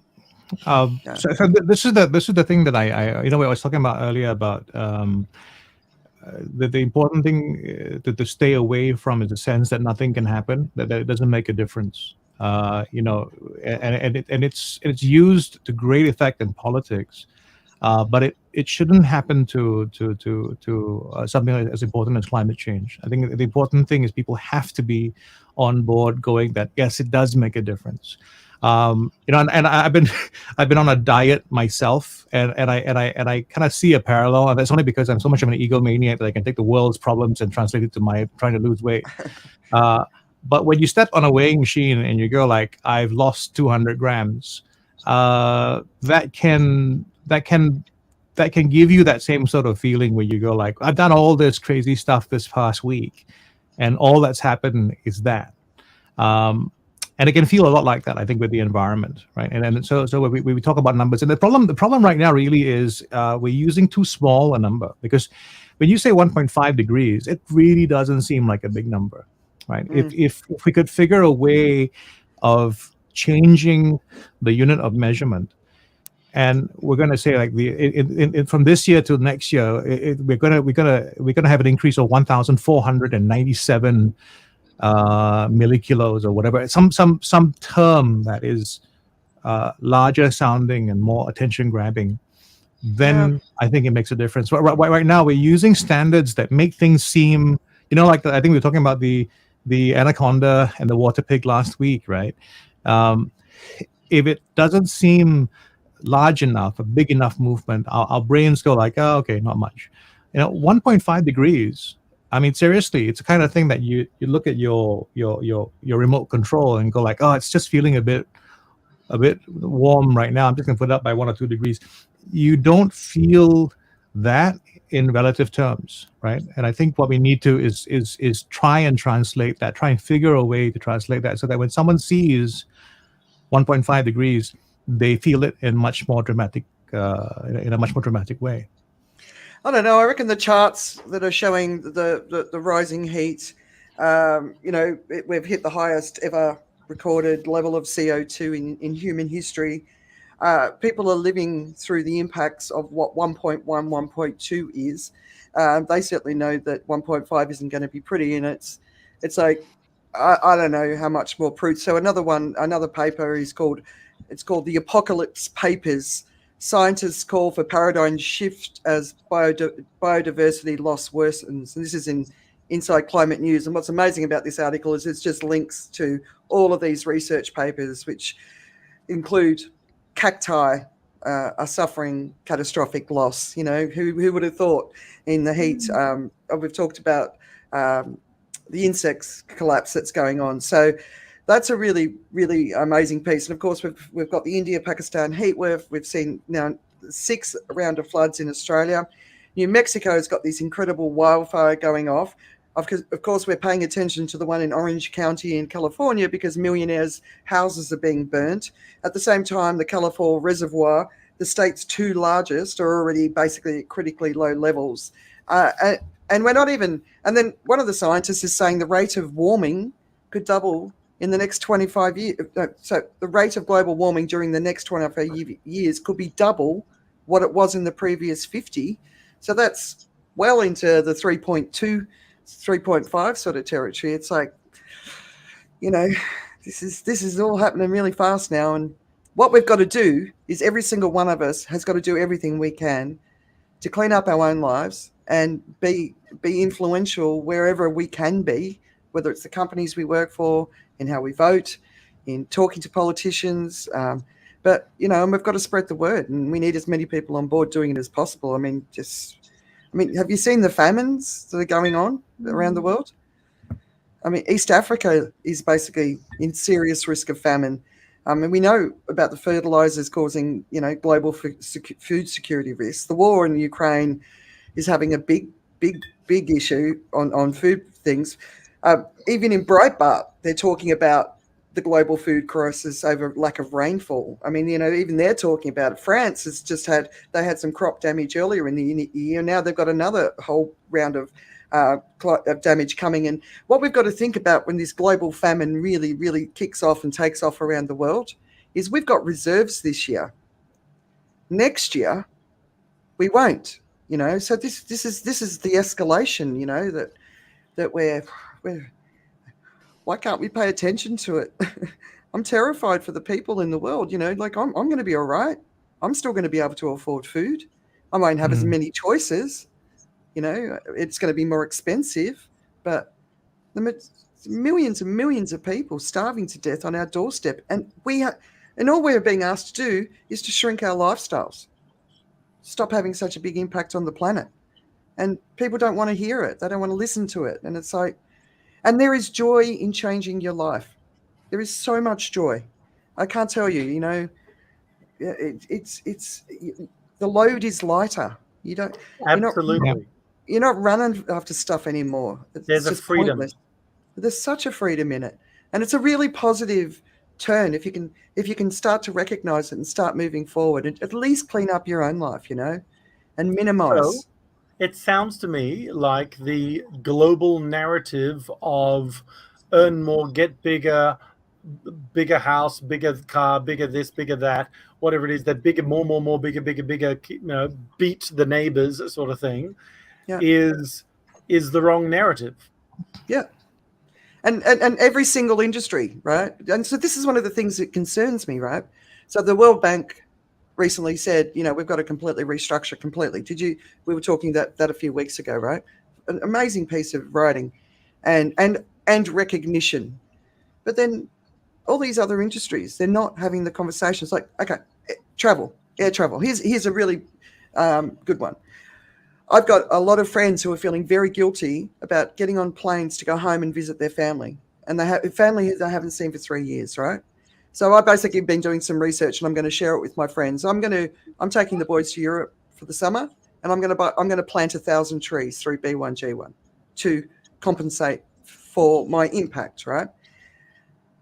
But I'm also watching business travel coming back. I'm watching people getting on planes and going to these events. I'm, you know, the cheap airlines, you know, $49 and you can fly to Europe. People in Europe flying somewhere that they can catch a train to. And I'm just looking at it all and just like, surely if we can leave air travel for the people that want to go and spend time with their family that they haven't seen for 3 years. But anything else beyond that is we have to reduce it. And of course, the airline industry doesn't want to hear that. The manufacturers don't want to hear that. But, you know, my real anger in this whole airline thing is the aerospace industry. They've been taking in the millions and the billions. They're taking in the orders as it's just exploded. And the brightest aerospace engineers have not designed aircraft that are good for the environment. But nobody's it's not being discussed yet on a scale. And that's what really frustrates me. No industry, like the fashion industry, like the fast fashion, it's exploding. I think one of the problems is people have the ability to say when the time comes, right? And this is really what it is. The you know, like the car industry has been prepared for electrification, you know, and it was always going to be when the time comes. The energy companies actually have a plan that will roll out when the time comes. And that is the challenge. The challenge is we will eat pizza until we can't, but we'll maybe face that when the time comes. And that is the human condition. what we need to try and figure out is how do you make the time come? I was just thinking about the only way that we can really, I always talk about how big changes only happen when someone dies, and the time comes when a country disappears. The time comes when it becomes real. I mean, like even for COVID, when you were talking about COVID earlier and how it kind of unified us, and I thought actually it didn't really do that. The world got COVID, but seemingly not Africa. I just thought like if it was an alien invasion, somehow we would figure a way that that the world unites as the human race and maybe not Africa. We just have that way of forgetting about our entire race at the same time. So that's the thing. I think it's the ability to go when the time comes. We've done that. I was just thinking about how we could try to restructure media consumption, if we like, as in like in the old days, what they did was in the US when they gave out TV licenses, they made half an hour mandatory for news broadcasting, where it wasn't supposed to be about commercials and stuff, and that was for the greater good, right? And I thought, well, what if we made something happen? And let's say Elon Musk trying to work this out here. Before you can access your tweets, your Facebook, whatever it is, you have to go through at least 3 international news stories that are not to do with your life. I mean, as a fee, it's free. I don't make you pay anything, but your license to get this free content is to expose yourself to more information.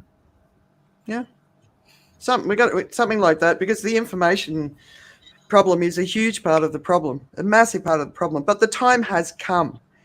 One of the final pieces in Rolling Stones, we've talked about this many times. Doomsday Glacier in Antarctica could collapse soon. So that's when your islands go, right? But if the water is expanding all the time because it's heating up, so it's only a matter of time until the islands go. But the time has come.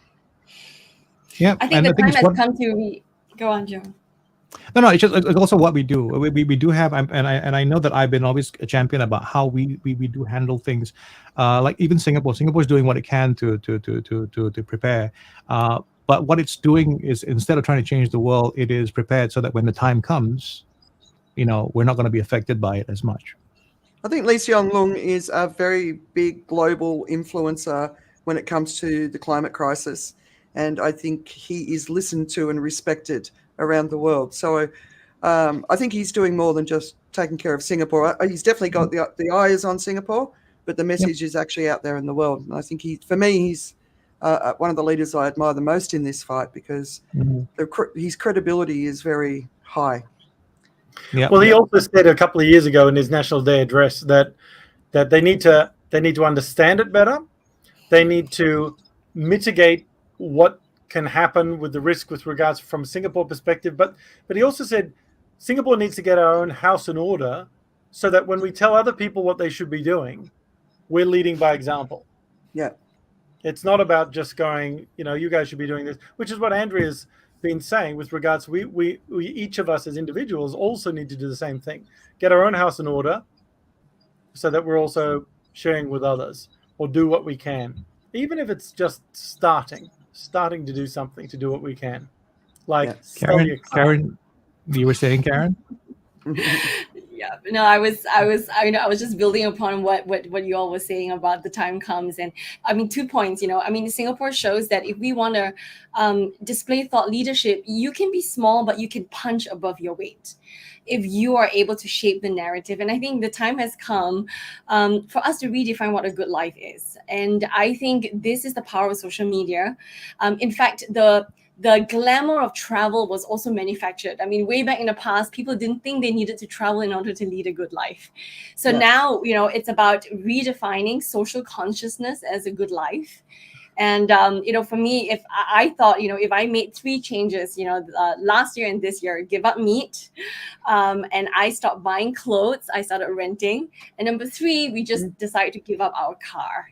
And so, I think, just by saying that, we could own our own actions, we start with ourselves. Yeah. Yeah. And the number one thing to reduce your impact on the climate, drive driverless. You don't have a car.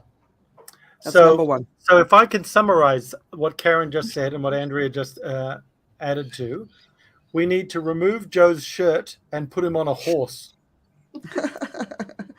I second that. Stop I buying think fast fashion we need some and relief. get rid of the car. Yeah. Get the horse, remove Give him the a car. salad sandwich while he's at it. Hang on.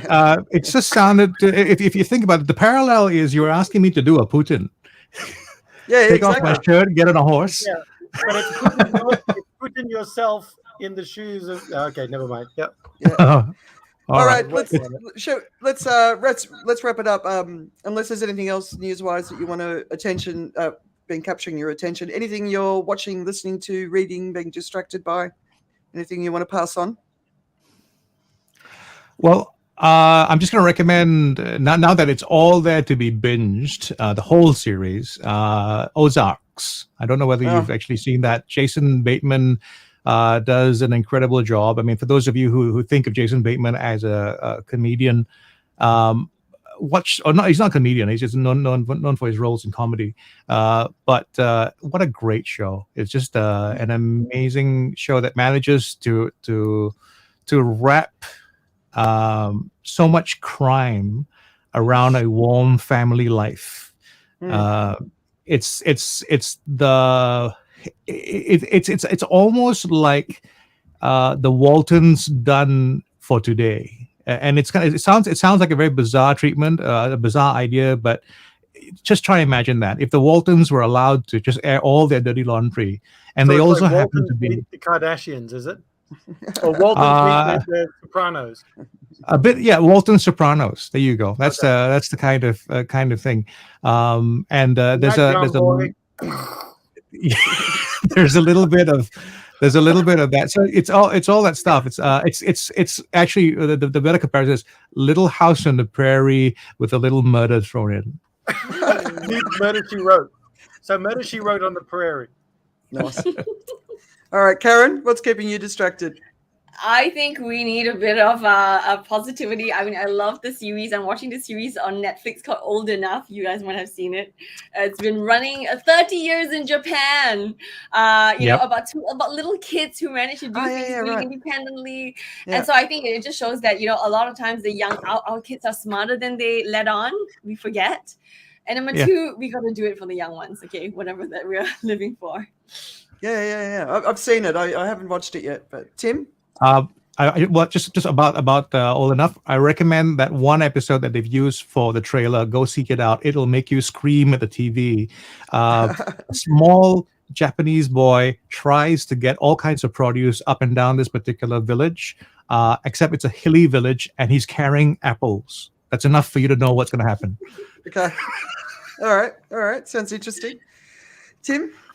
I've been watching a couple of things amidst my attempt to get. Well, they've been procrastination mechanisms predominantly as I've been trying to get this final assignment out. So I've done one giant essay and one exam. The exam was a 6-hour exam. I can't believe it, but anyway, now I've got a final assignment coming up. But I've been sort of rewarding my work with a bit of time afterwards. Two things I've been doing. One of them is I've been taking Zoe, who's 6.5 now, taking her through Star Wars, all the Star Wars things, starting from Phantom Menace, and we've just done A New Hope. So we did all of that. We got to A New Hope, which I now finally watched A New Hope, Star Wars, with adult eyes. I mean, I'd watched it as a 7-year-old, and I'd watched it as a teen that managed to buy, I think, 5 versions of the same film when George Lucas was releasing it on. First of all, it was on cassette, then a remastered cassette, then a giant laser disc, then a DVD, then the remastered DVD with the additional bits that he wanted to put in. And I bought all of the same show. Now I've got it on Disney Channel, so it's like, okay, great. But actually, it's a really, really kind of groovy story. After watching Rogue One, we watched Solo, we wrote Rogue One, then we got to Star Wars New Hope. So it's been kind of cool. She managed to watch the whole Star Wars until they were in the channel trying to blow up the Death Star. She fell asleep. I was like, it's a bit. but anyway, it'll be good. But there's a couple of other things I've been watching. I've been watching Lower Decks. So I like animations. So Lower Decks is a Star Trek series, an animated series based on the crew that work in the lower decks, the crappy jobs, and it's quite funny. They're just bickering and arguing the whole time, and it's quite good humor. It's quite it's adult, but it's quite funny. And then there's another one which is really, really interesting, and this one is on. By the way, Lower Decks is on Prime. If you've got the Amazon channel, Prime Video. Right. And so is Undone. Undone is this really interesting idea. It's about this woman who gets into a car accident and has this sort of coma experience where she sees her deceased father come back and saying that, and she has this schizophrenic grandmother, and this idea that actually she wasn't schizophrenic. They've just got this ability to go into this middle place, and the father is saying, meet me in this middle place because we need to try and fix some stuff that's happening. And she's flipping between these dimensions and going through a Groundhog Day type experience as they're trying to do this. And so she's kind of freaking out a little bit, but it's called Undone. Undone. Undone. Undone. Sounds fascinating. It's just, so you got to get past the first episode, because the first episode doesn't feel like that at all. But the second episode, you're really into it, and it's quite cool. So, all right. Yeah. Well, Grace and Frankie I'm watching, and very happily being distracted by them as they go into their very final season. But we watched 3 Mile Island this last week, and that is about the worst nuclear disaster in the world up until Chernobyl happened. It's a fascinating story. So it's the whistleblower, the character who's the whistleblower that you don't sort of realize until a bit later on, the discipline of the profession, and how he basically sort of says, that all these shortcuts were happening because when an industry is trying to make a profit, they're going to make the shortcuts. And he's saying from a nuclear perspective, there can be no shortcuts. So it really talks about, nuclear probably could have had a future if it was built in a different way. And, nuclear is going to be part of our future in some form or another, but it also looks at how very, very, very, very poor communication from the company and lack of transparency, political motivations. It's really fascinating. If you want to look at it from a energy industry and how it operates and how it deceives, it's certainly a good watch. But if you want to watch something cheery, don't watch that. I can't believe you, Andrea, are watching something not cheery. Cheery. Come on, you I try. Yeah. I try. But Steve wants to watch things too, so I've got to listen to him. All right, let's wrap up. Karen, thank you so much for coming and joining us. I really, really appreciate it. And you'll have to come back and visit us again soon. Joe and Tim, awesome to have you here. I hope your studies are going well, Tim. Thanks. But we'll say goodbye. Do you guys want to say goodbye? See ya. Nice to see you again, Karen. See you, Joe. Shirt off on the horse, mate. Yeah. That was to Joe, not Karen. Sorry, but that was to Joe. And just one thing for everybody, just remember the market is always there, so that if you lost something today, you can always make it back some other time. Hodl. All